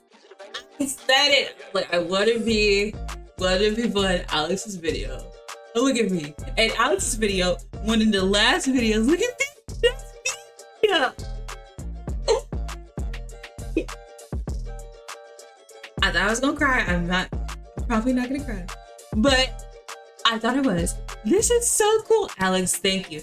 It's something small to y'all, but it's a big deal to me because I said that I wanted to be part of one of Alex's videos, and here I am. Alex, thank you so much for including me. Oh my God, because I love you. I love you. I love what you do. I'm a big fan. Thank you so much. Look at me. Look at me. Yapping. Your yapping pays off, okay? My yapping pays off. Let's hear it one more time. Let's hear it one more time. I don't even know what to say. We lost him. We lost Patrick. We lost him and Patrick. They're done, bro. It's over. Yup, they got him. They got him. Patrick, they got you, gang. I'm crying. I shed a real tear. It becomes a goofy goober. Now, this is when I pretend like I do believe it. I mean, I think it's passable. It's definitely passable. I'm not mad at it. It's not a bad theory. I mean, it goes pretty well. Thank you, Wacka, and thank you all of the reactors. Love you guys. Why do you keep recommending Alex Bale? Let's see. Oh, it's the SpongeBob conspiracy guy. Love you, Alex. That's so fire. Oh my God. Oh my God. I can't wait to show. Y'all see it. I'm gonna say I can't wait. Today's date is the October 2nd. I can't wait for y'all to see this. Y'all watch it, y'all. Oh my God. Thank you, Alex. That's so fire. Let's watch the rest of the mini theories. I am.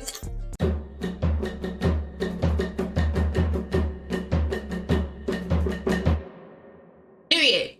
So, when it comes to SpongeBob theory crafting, the SpongeBob SquarePants movie is a pretty contentious topic. Why is there no continuity between the movie and the show? Does the movie take place in the future as the canonical end of the SpongeBob timeline like many people believe? Or does it take place when it was released between season 3 and 4 and it was just a fake movie production that holds no continuity? But wait a second, if it's supposed to be a fake movie production, then why does it also seem to have a secret narrative about joining a goofy goober cult? Is Shell City supposed to be a mass suicide room from an alien death cult? Or are these victims from a human fish war? This is the issue with creating so many wildly different theories about the same show. Sometimes not everything is gonna line up perfectly. And I was ready to just give up and take the L until I noticed something really strange in the season 3 episode As Seen on TV.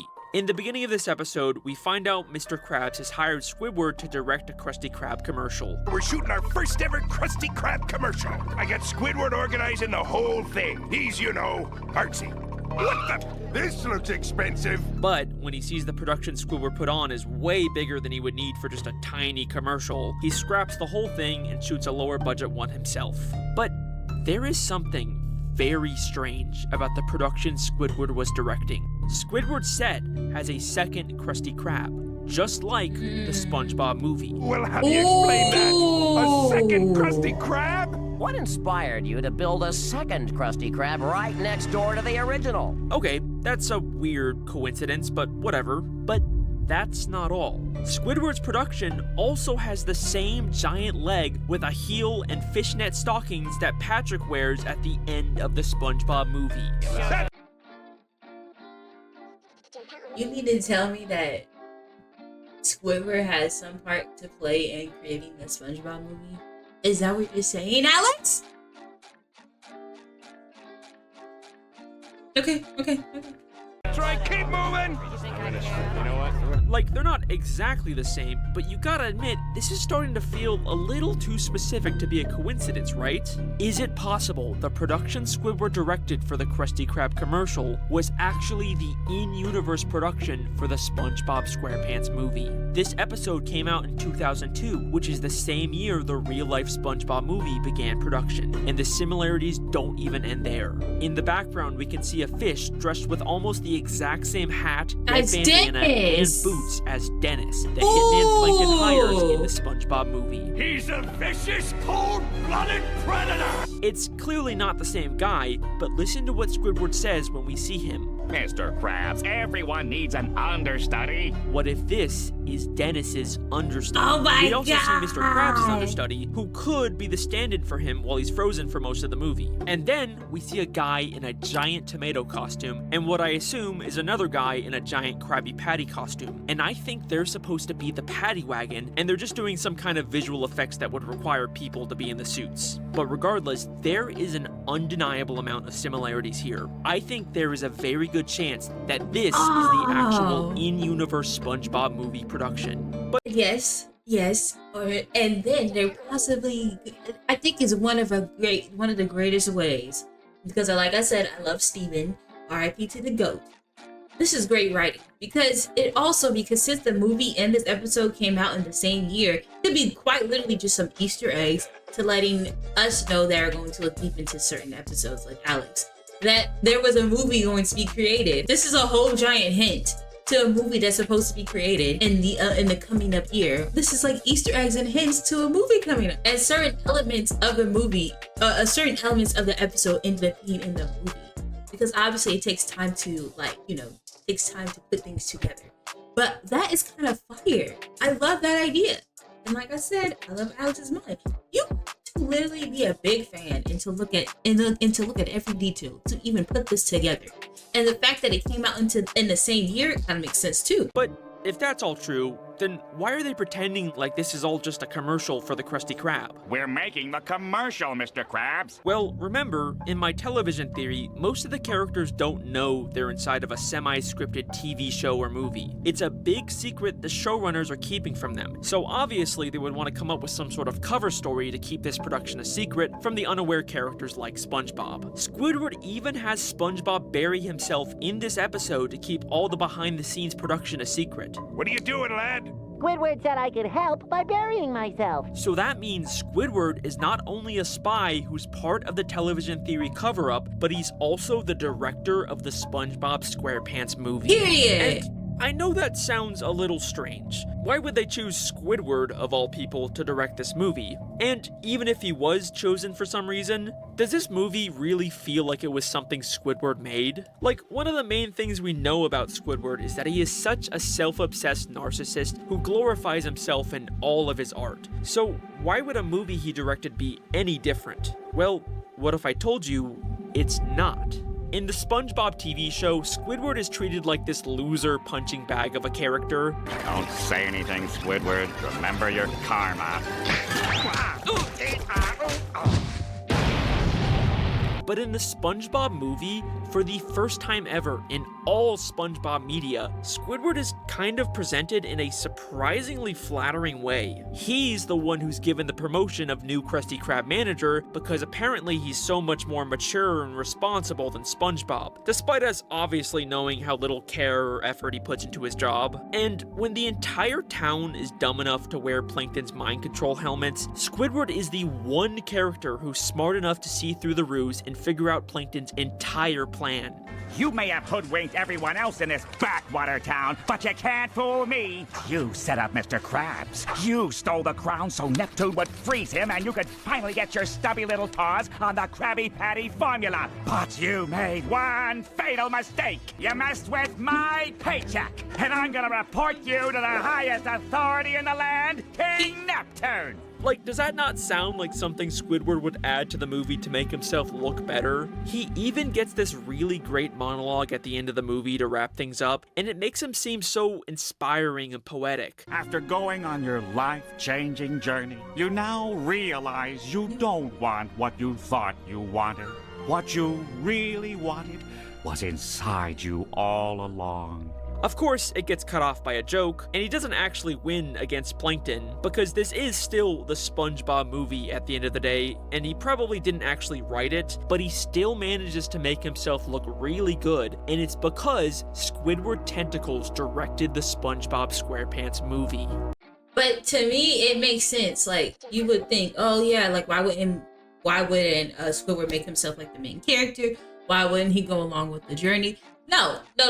Because it's like Alex said, it is a SpongeBob movie. But considering that Squidward likes to make himself look good, even in the slightest, he made himself look smart. He made himself get a promotion. He made himself be considered like, oh yeah, he's more mature. He deserved that, deserved a promotion. And he made himself seem compassionate and intelligent and understanding and empathetic to SpongeBob. It makes sense why he was in the writer room as well and made him and wrote, "This gonna be good for me." It makes sense. It makes sense. Like, no, obviously the obvious one would be like to make him the main character of the freaking movie, but no, the show is called SpongeBob, which means SpongeBob is going to be the main character. I think there's a lot of evidence to support this, but I still don't really know why. Out of all the people in Bikini Bottom, why did they choose him? Well, I think it all ties back in with Goofy Goobers. In the season 12 episode, The Goofy Newbie, we see something really strange on one of the tables. What the freak?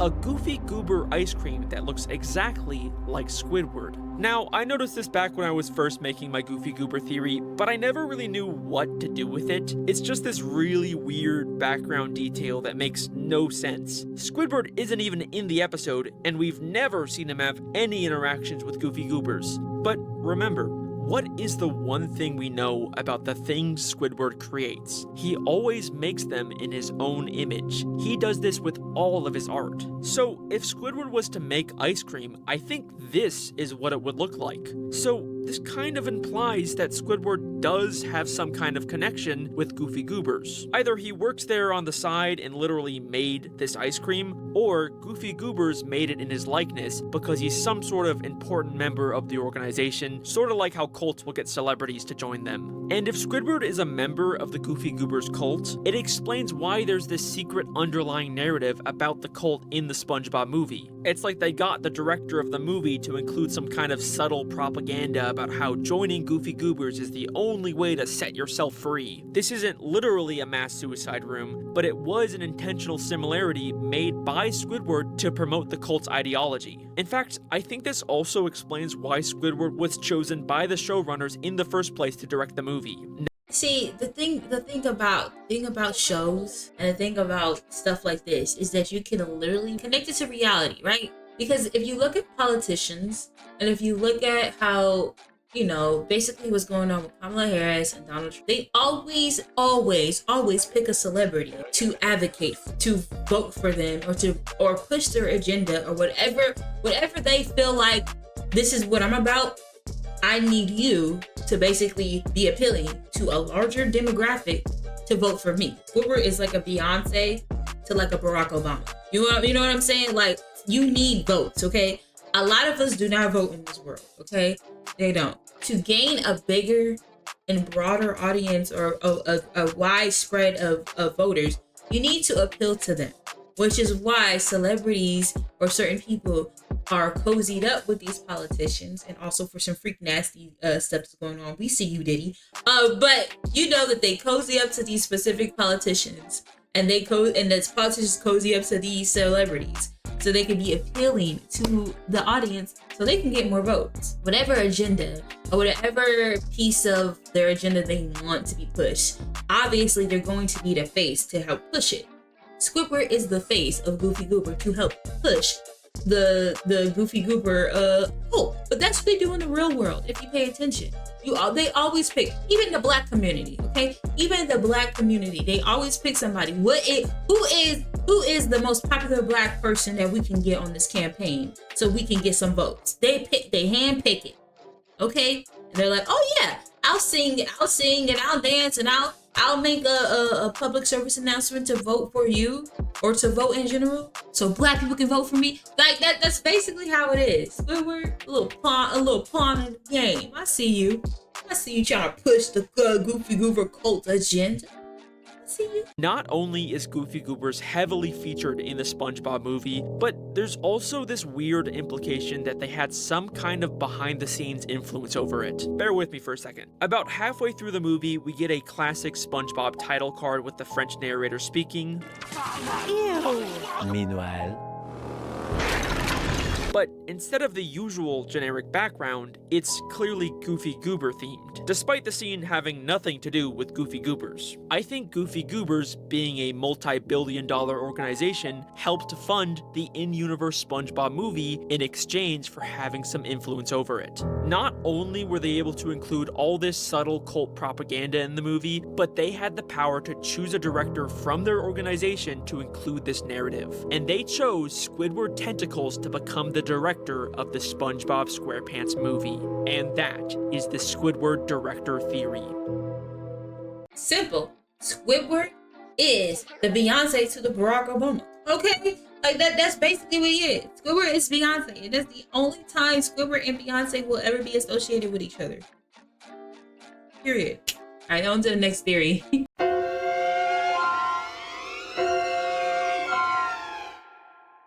Okay, so the actual most frequent comment I get on any of my videos is, where's the jellyfish theory? And I get it. I tease this whole jellyfish alien invasion theory as sort of a misdirect in Don't Feed the Muse 2. This may be my darkest theory yet. This is the alien jellyfish invasion theory.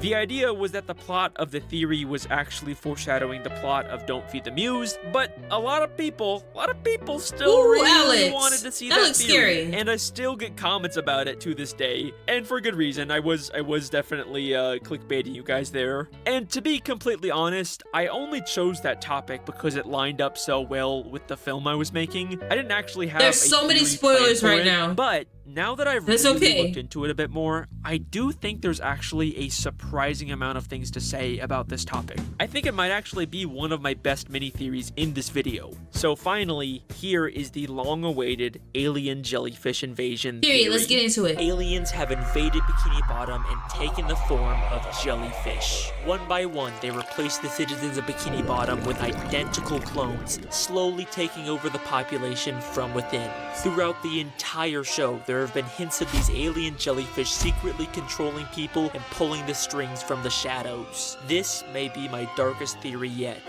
This is the alien jellyfish invasion theory. Let's get into it. One of the creepiest episodes of SpongeBob is by far the season 8 episode, Planet of the Jellyfish. I remember this one. A mysterious green alien appears in jellyfish fields and starts spreading alien jellyfish clones all over Bikini Bottom.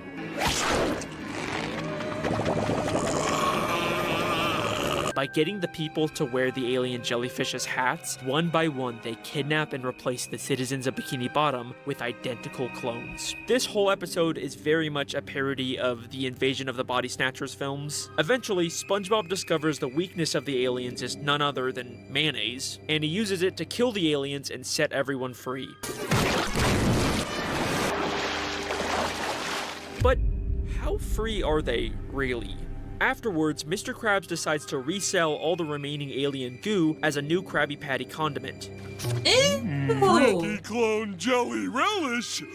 Get your freaky clone jelly relish patties! And the episode ends with Patrick ordering. Sometimes, Mr. Krabs, bro, I wish you would get everything that you've created taken away from you. Because what the fudge, bro? What the heck? Because what the freaking wrong with you, bro? Why?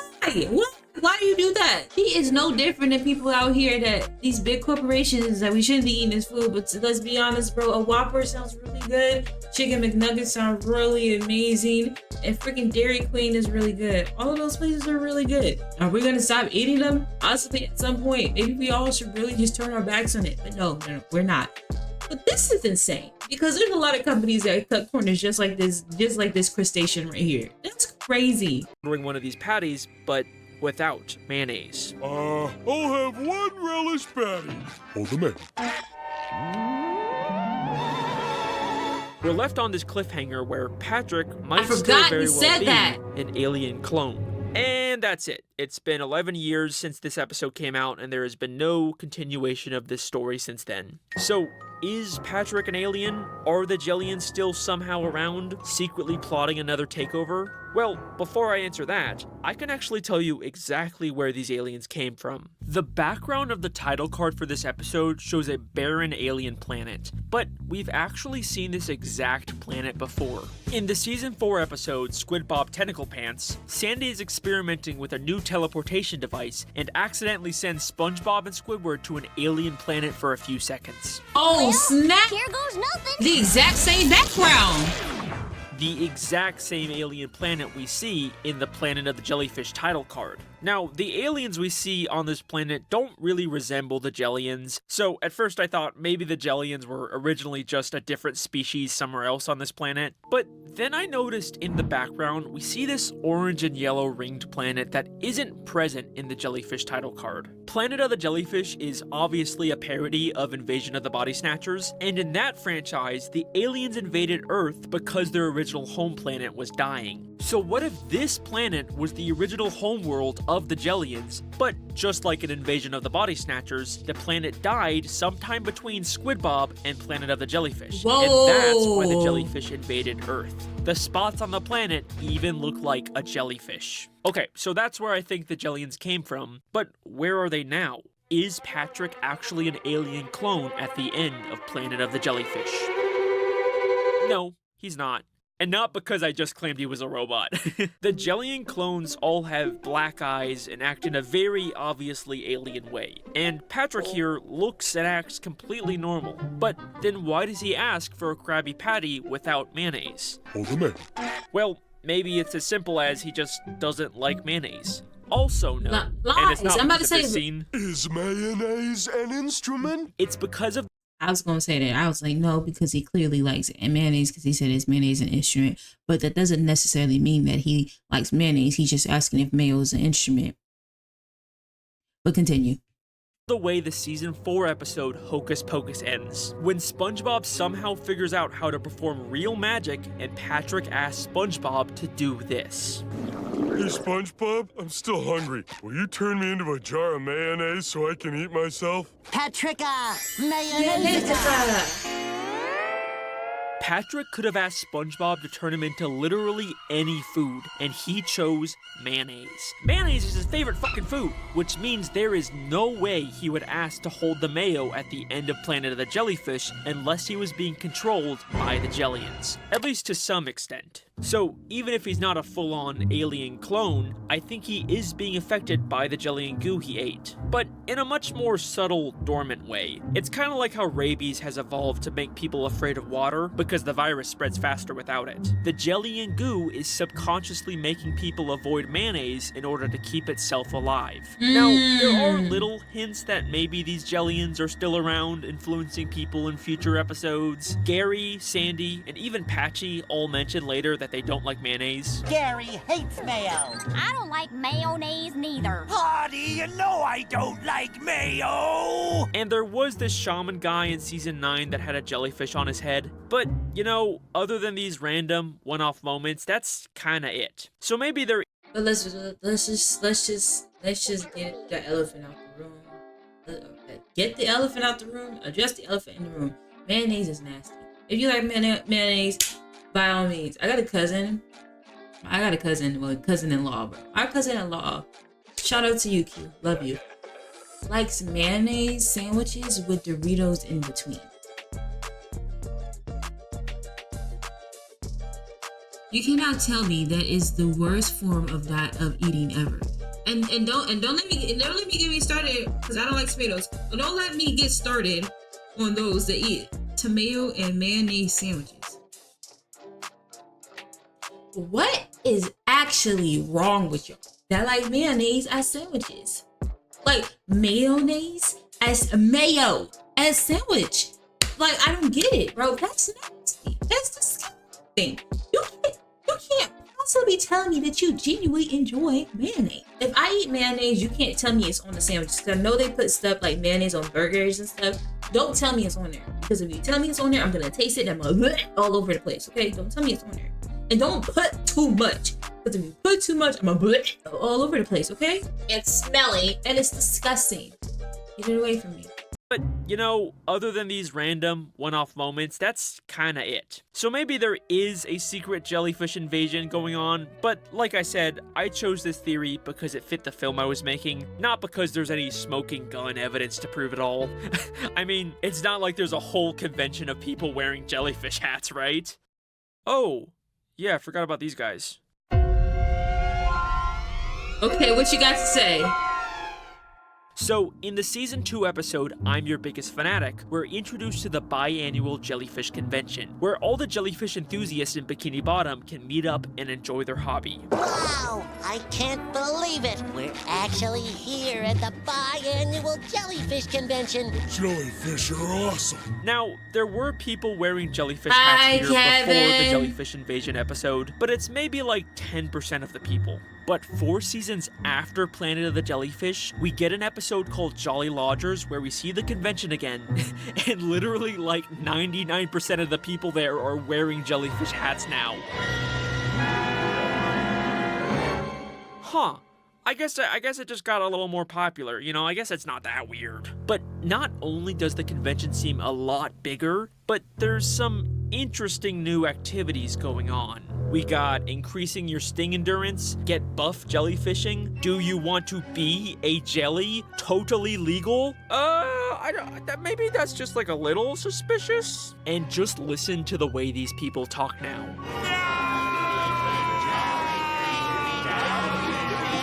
You belong with us now.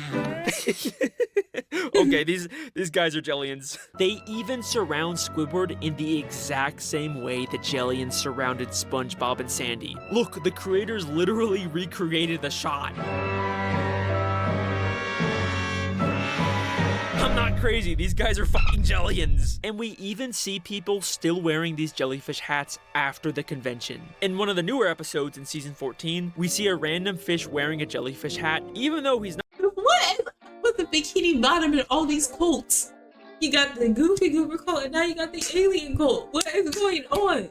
Why are y'all so prone to being in cults? Do you not have a mind of your own? Please. Look at you. You look ridiculous. I don't know which headgear is worse, the Goofy Goober hat or this. Worshipping a peanut or being a freaking mind controlled. You're both being mind controlled at the end of the day. It's like choosing the lesser evil. But which one is less evil? Because they're both bad. Like, look at you. You look ridiculous. You're on the bus. Take the hat off, bro. They must like to be controlled. They want to worship something. Neptune is not enough. Poseidon is not enough. They literally gotta worship a peanut and a jellyfish. What's tea? What's tea? Come on, talk about it. Not at or going to a jellyfish convention. But what's really strange here is that when Bubble Bass opens a window, everyone's stuff flies off except for this hat.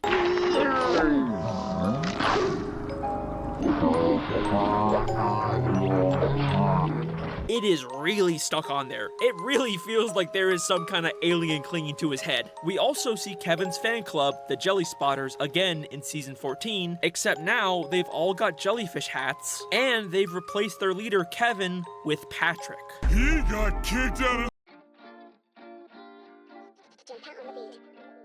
Patrick, when he said, hold the mayo, he ended up being one of the main leaders of the jellyfish cult. Jellyfish alien cult. Are you kidding me? He's sitting up there on that throne with that ridiculous little jellyfish hat. It makes so much sense now. When he said, hold the mayo. This man got a position of power now because he just let the jellyfish suck his brain. Oh my God, bro. Oh my God. Look at him, bro. Look at bro.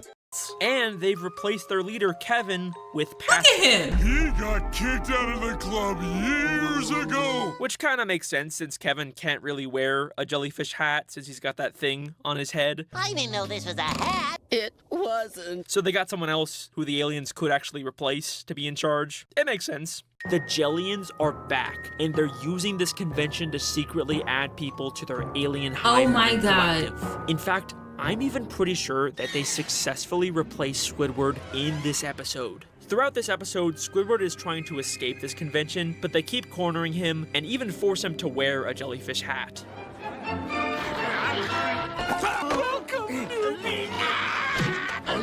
But then, at the end of this episode, he finds an empty jellyfish mascot costume and decides to use it as a disguise to escape.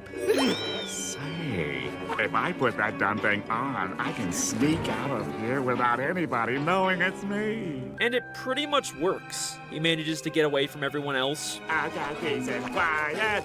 I've got peace and Was that Kevin? But wait a second. Let's go back to the establishing shot at the very beginning of this episode.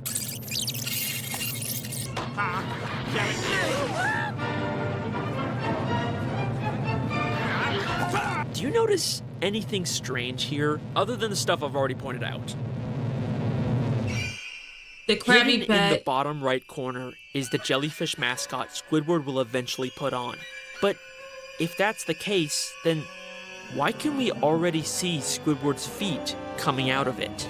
This is way before Squidward puts on the costume to escape. We literally see him outside of the costume in the very next shot. Squidward can't also be here unless they already made an alien clone of Squidward, and at some point during the episode, they switch places. Squidward and everyone here has been replaced by the alien jellyfish invasion. And also replaced by the robot invasion, and also brainwashed by Goofy Goobers, and also being secretly controlled by the showrunners. A lot of people are trying to take over Bikini Bottom, okay? There's your jellyfish theory. You could stop commenting about it. Thank you, Alex. But oh my god, listen, man, it just seems like as logical, as stuck up, or as intelligent as Squidward may seem, he's sure getting passed around throughout different things. Pause. You're a spy, you're a part of the Goofy Goober cult and the robot cult, which we don't know what that's about, but we'll get to that in another video. But dude, you're doing entirely too much. You're letting too many people control you. What's going on, Squidward? Are you not loved? Because regardless of how you act, Squidward, we love you. So you don't need to spread yourself throughout so many different things that causes your mind and emotions to basically change you as a whole entire person and to turn your back on the friends that love you. We love you, Squidward. Now that's in cultish. Let's head over to our last and final mini theory. So, we have reached my final SpongeBob mini theory, and probably the final SpongeBob theory I will ever make. And it's fittingly the theory that I teased in the final episode of Don't Feed the Muse. I'm going to be proving that Larry the Lobster is secretly a drug lord kingpin that goes by the name Pinhead Larry. This is the Pinhead Larry the Lobster theory. I saved this one till the end, not because it's the best or the most shocking theory I've ever made. It might not even be the best mini theory in this video, but I saved it because it's the most ridiculous sounding one. Larry the Lobster is a drug lord kingpin that goes by the name Pinhead Larry is one of the stupidest and funniest sentences I have ever come up with in one of these SpongeBob conspiracies. And I think that's the thing that I love the most about making these videos. It's that you can come up with the most ridiculous, stupid ideas about the most mundane and unsuspecting topics, like a random side character in a kid's show, and then if you can still actually somehow make a pretty good case for it, it's just the most unexpected and magical feeling in the world. And it's why I have loved making a theory about a time-traveling ghost pirate or a Goofy Goober alien death cult. It's why I have loved making each one of these theories, and why I'll continue to make theories about other stupid, unsuspecting, mundane topics after this. It's been a wild ride. Let's begin our final SpongeBob theory. You could cry a little bit.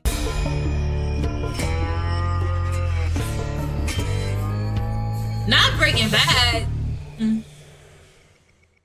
In the Season 2 episode, Survival of the Fittest, Sandy Sleep talks about fighting two infamous criminals named Dirty Dan and Pinhead Larry. I've had enough of your dastardly deeds, Dirty Dan. I'm gonna get you and your partner, Pinhead Larry. She later mistakes SpongeBob and Patrick for the criminal duo, and attacks and even buries them alive with their own gravestones.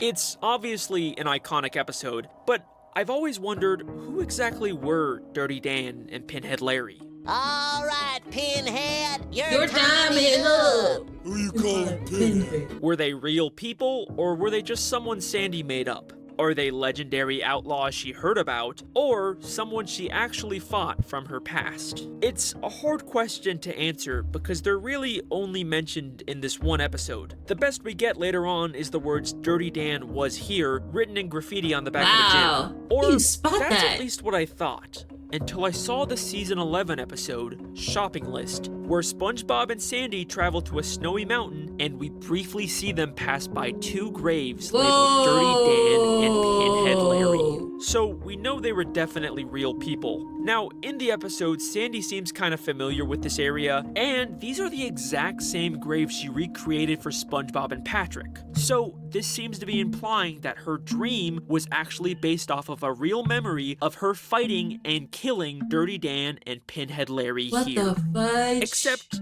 there's one problem with that. How did Dirty Dan write this graffiti if he's supposed to be dead? I mean, I know it's not like we see when this graffiti was written, but it wasn't left on just any old random gym. It was written on the back of Larry the Lobster's gym. A gym that we saw Larry open in season 9. What you see before you is the culmination of my lifelong dream, Larry's Gym. Meaning this graffiti must have been written long after Sandy would have fought and killed Dirty Dan and Pinhead Larry. So how is this possible? How could Dirty Dan write this on Larry's gym if he's supposed to be dead? I think this means that the real Dirty Dan and probably also Pinhead Larry are not actually dead. They probably faked their deaths and are alive somewhere in Bikini Bottom. But where, and more importantly, who are they? Wait a second. Why would Dirty Dan write that he was here at this specific gym? Larry's gym. You don't think Larry the Lobster could be Pinhead Larry? That sounds stupid. Or does it? I mean, it would explain why Dirty Dan would risk exposing that he's still alive at a place Sandy probably frequents. Maybe. If we're going along with the theory that Pinhead Larry and Dirty Dan know each other, does that mean Dirty Dan and Larry, or whoever Dan is, have like some type of beef?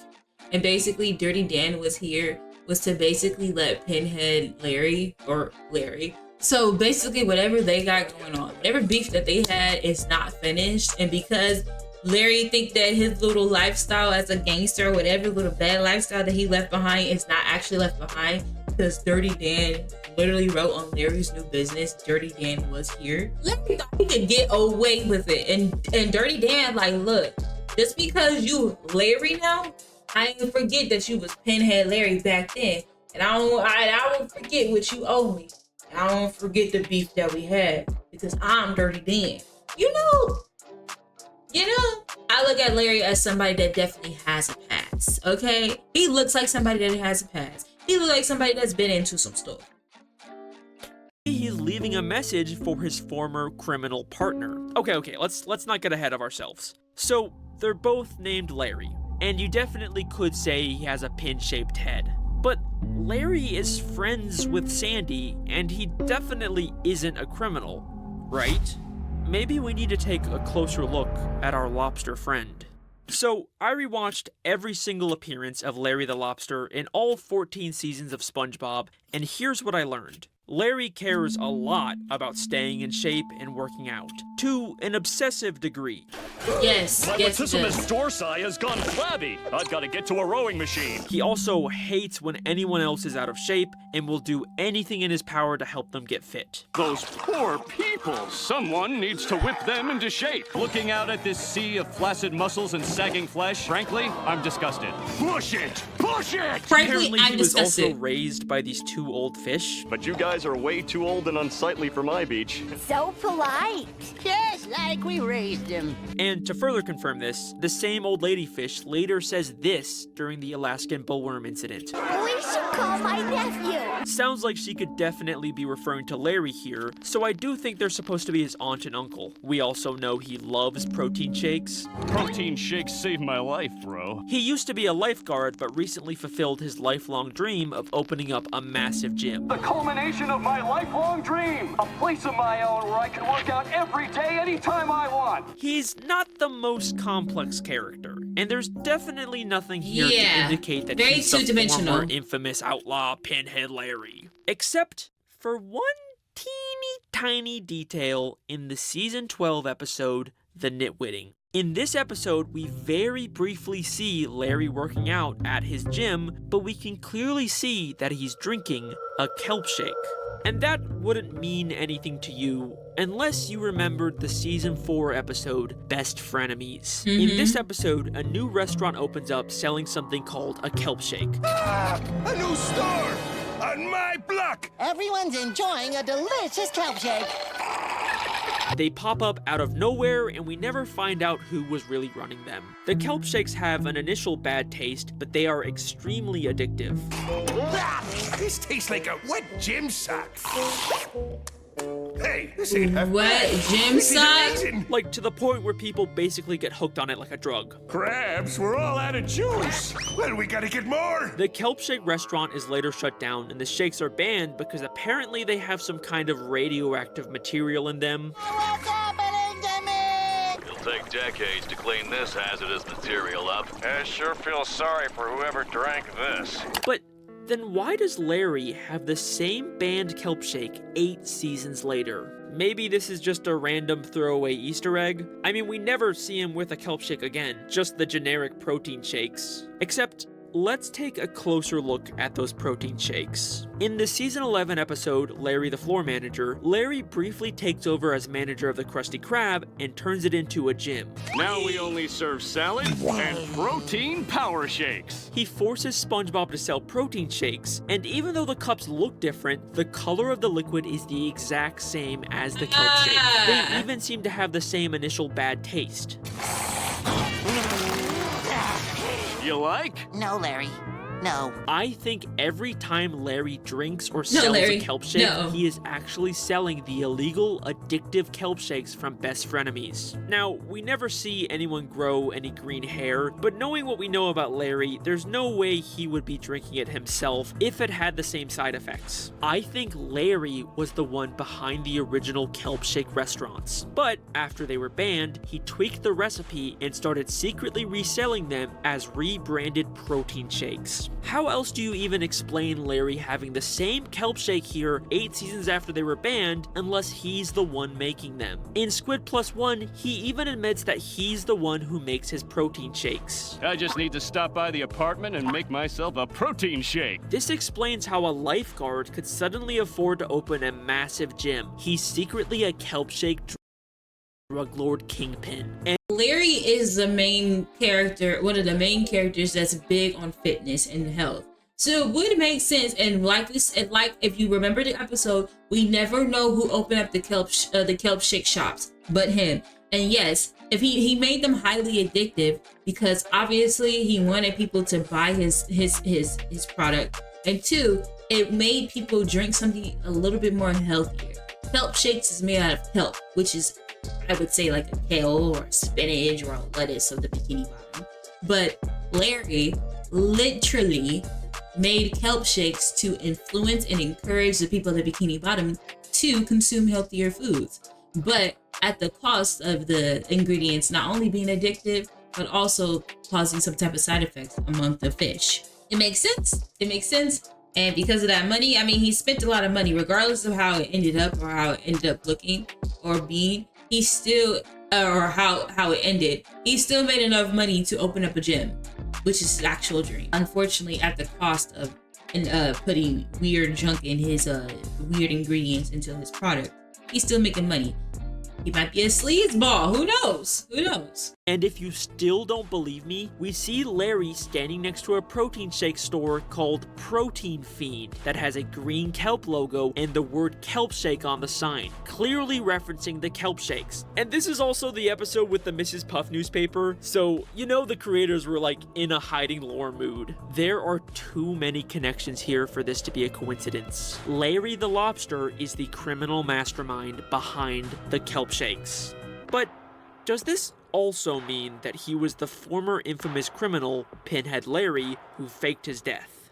Well, believe it or not, Larry the Lobster has also had a near-death experience in his past. In Squid Plus One, Larry mentions that the protein shakes saved his life. You don't need that glop. Oh, I wouldn't call it glop. Protein shakes saved my life, bro. Like, what does that even mean? Okay, hear me out. What if this is how he survived his death? Sandy killed him and his partner, but the radioactive properties of the kelp shakes brought him back to life. Ew! Shakes saved my life, bro. So, of course, Larry would continue to drink and sell these kelp shakes. They literally saved his life. Even if they're radioactive and illegal, to him, this is a way to help himself and everyone around him become stronger, the thing we know he wants most of all. It explains why he gets so defensive when Squidward insults his protein shakes. I love protein shakes. Okay, but there's still an obvious issue here. If Sandy killed Pinhead Larry, why doesn't she recognize him now? Well, I think we get a possible explanation to this in the Camp Coral spin-off episode, Game Night, where the camp counselors play a board game called Lobster Trap. If you take away the beard and the eye patch, the lobster on the box looks just exactly like Larry. A direct clue about Larry the Lobster being a criminal. Just like that Flying Dutchman game, I think this game is based on the real legendary criminal Pinhead Larry. This explains why Sandy wouldn't recognize Larry the Lobster. Either this is a criminal disguise he wore, or, and I'm just speculating here, it's actually what he used to look like and the healing properties of the kelp shake fixed his eye. And if you're still not convinced about Larry's criminal connections, I've saved my best evidence for last. Remember that old lady that raised Larry? So polite. We should call my nephew. She's just a sweet old lady. There's no way she would have raised a criminal mastermind, right? Well, in the Season 9 episode, Patrick Man, she is revealed to be none other than the Dirty Bubble. Oh, dear. The Dirty Bubble? This random old lady was actually one of the most notorious criminals in Bikini Bottom all along. Is this Dirty Dan? In crime, the Dirty Bubble. Mermaid Man and Barnacle Boy's arch nemesis, the Dirty Bubble. Hey, Dirty Dan! I know what you're thinking. Maybe this is just a disguise he wore in this one episode. It doesn't necessarily mean this old lady has always been the Dirty Bubble, but I checked everywhere, and I can confidently say that we have never seen the Dirty Bubble and this lady in the same scene. And she's a pretty common background character. Also, she lives in the same retirement home as the Dirty Bubble's nemesis, and we see her constantly in the background watching them. She is literally the perfect cover for the Dirty Bubble to spy on them. But most damning of all, this old lady is friends with and even went to high school with Man Ray. Why, hello, Ray. Mabel! I haven't seen you since high school. Larry the Lobster was raised by the Dirty Bubble, explaining how he became the infamous criminal known as Pinhead Larry. And wait a second. Pinhead Larry was raised by the Dirty Bubble? The only criminal we know in the show whose entire gimmick is being dirty. Holy sh! The Dirty Bubble is Dirty Dan. It fits too perfectly. This would also explain how Dirty Dan faked his death. The Dirty Bubble is constantly being killed and later brought back to life with a bubble blower. The Dirty Bubble and Larry the Lobster were the infamous criminal duo Dirty Dan and Pinhead Larry. After nearly being killed by Sandy, they changed their identities and split up. the Dirty Bubble continuing his criminal pursuits with his new partner Man Ray, and Larry the Lobster choosing a more subtle approach by secretly selling illegal kelp shakes. And even though they've been apart for years now, the Dirty Bubble still left a little reminder to his old partner. Dirty Dan was here. Yes, he certainly was. And that is the Pinhead Larry the Lobster theory, and that is the end of Alex Bale's SpongeBob conspiracies. Thank you very much.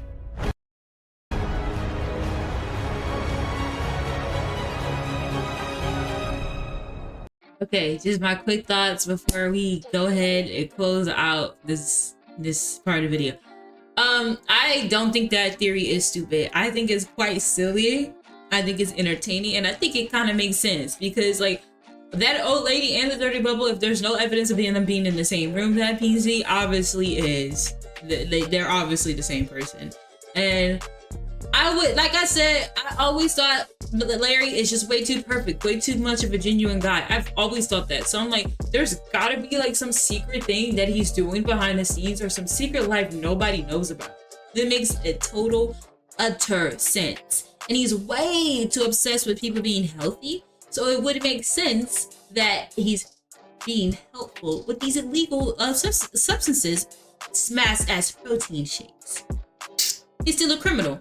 And a Dirty Dan or Dirty Bubble, whichever one you choose, or the nice little old lady, is basically just like standing behind and seeing what he got going on. Still staying in touch, still staying close because they're still locked in or whatever. Anyways, let's go ahead and finish. Okay, I'm done. That is every possible SpongeBob theory I can think of. I got no more. I have fully emptied my brain of every stupid SpongeBob thought I have ever come up with. There is no more reason to ask me for more, okay? Remember when I said I wasn't gonna complain in this video? Yeah, that was a lie. Listen, I'm sure they will make more SpongeBob episodes and spin-offs and movies that will be full of new lore to theorize about, but I'll probably just let other theorists take it from here. I've got a lot of really cool ideas involving other non-SpongeBob related media, so hopefully you guys stick around for those. I promise they'll be just as believable and twisty and fun as all of these theories. If they weren't, I wouldn't bother making them. Thanks for almost 1 million subscribers, by the way. That's cool. You may be wondering, do I actually legitimately believe any of these theories?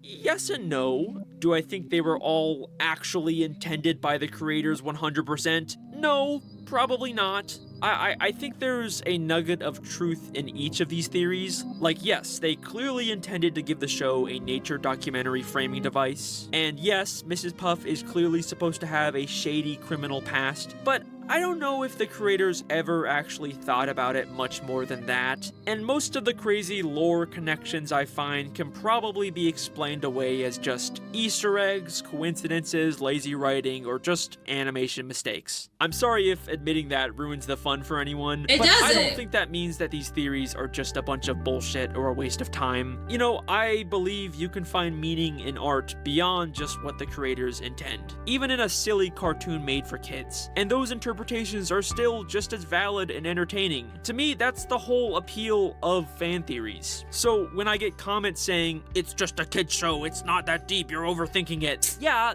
I know, that's the whole point, that's why it's so fun.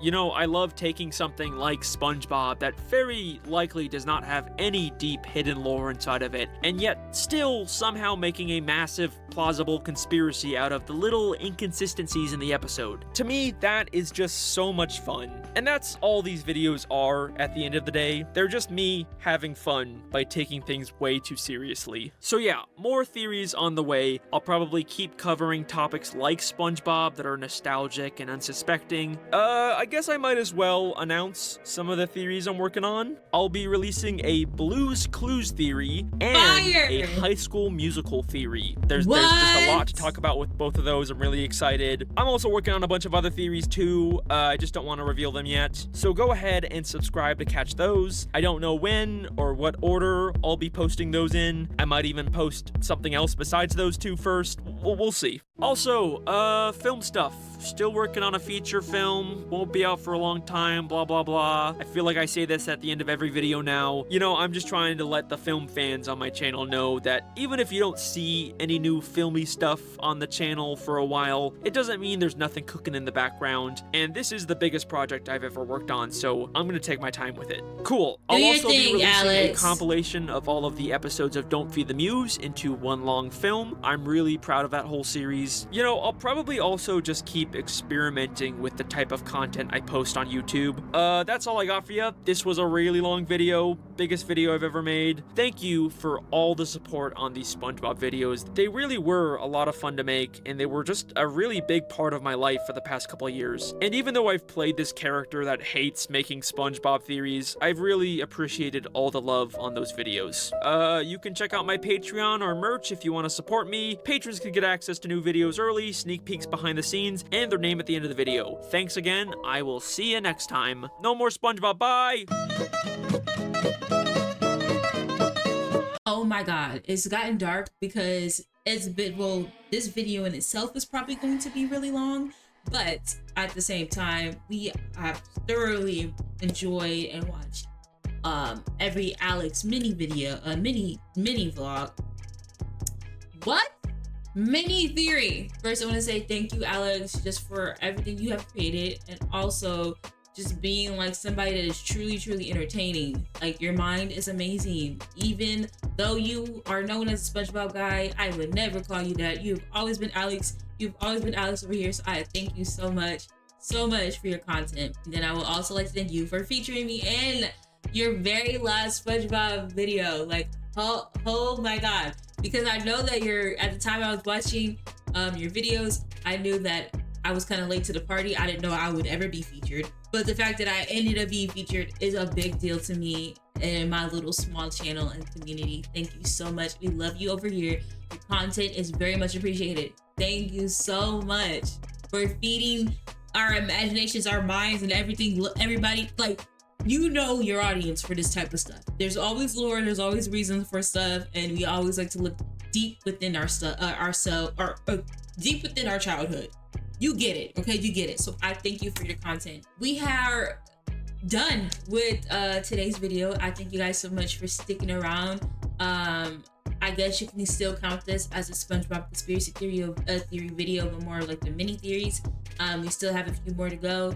And I also just wanted to react to myself being in somebody else's video and being recognized by somebody that I truly am a fan of. I appreciate it so much. So I really enjoyed this video. But if you guys enjoyed this video, I need you to like, comment, share, subscribe, and turn that bell so you know when I post, because this was such a lovely video. And Yahweh willing, I will see y'all in the next video. Bye, shalom, peace. I love you. Thank you, Alex. You'll never be the SpongeBob guy to me. Bye.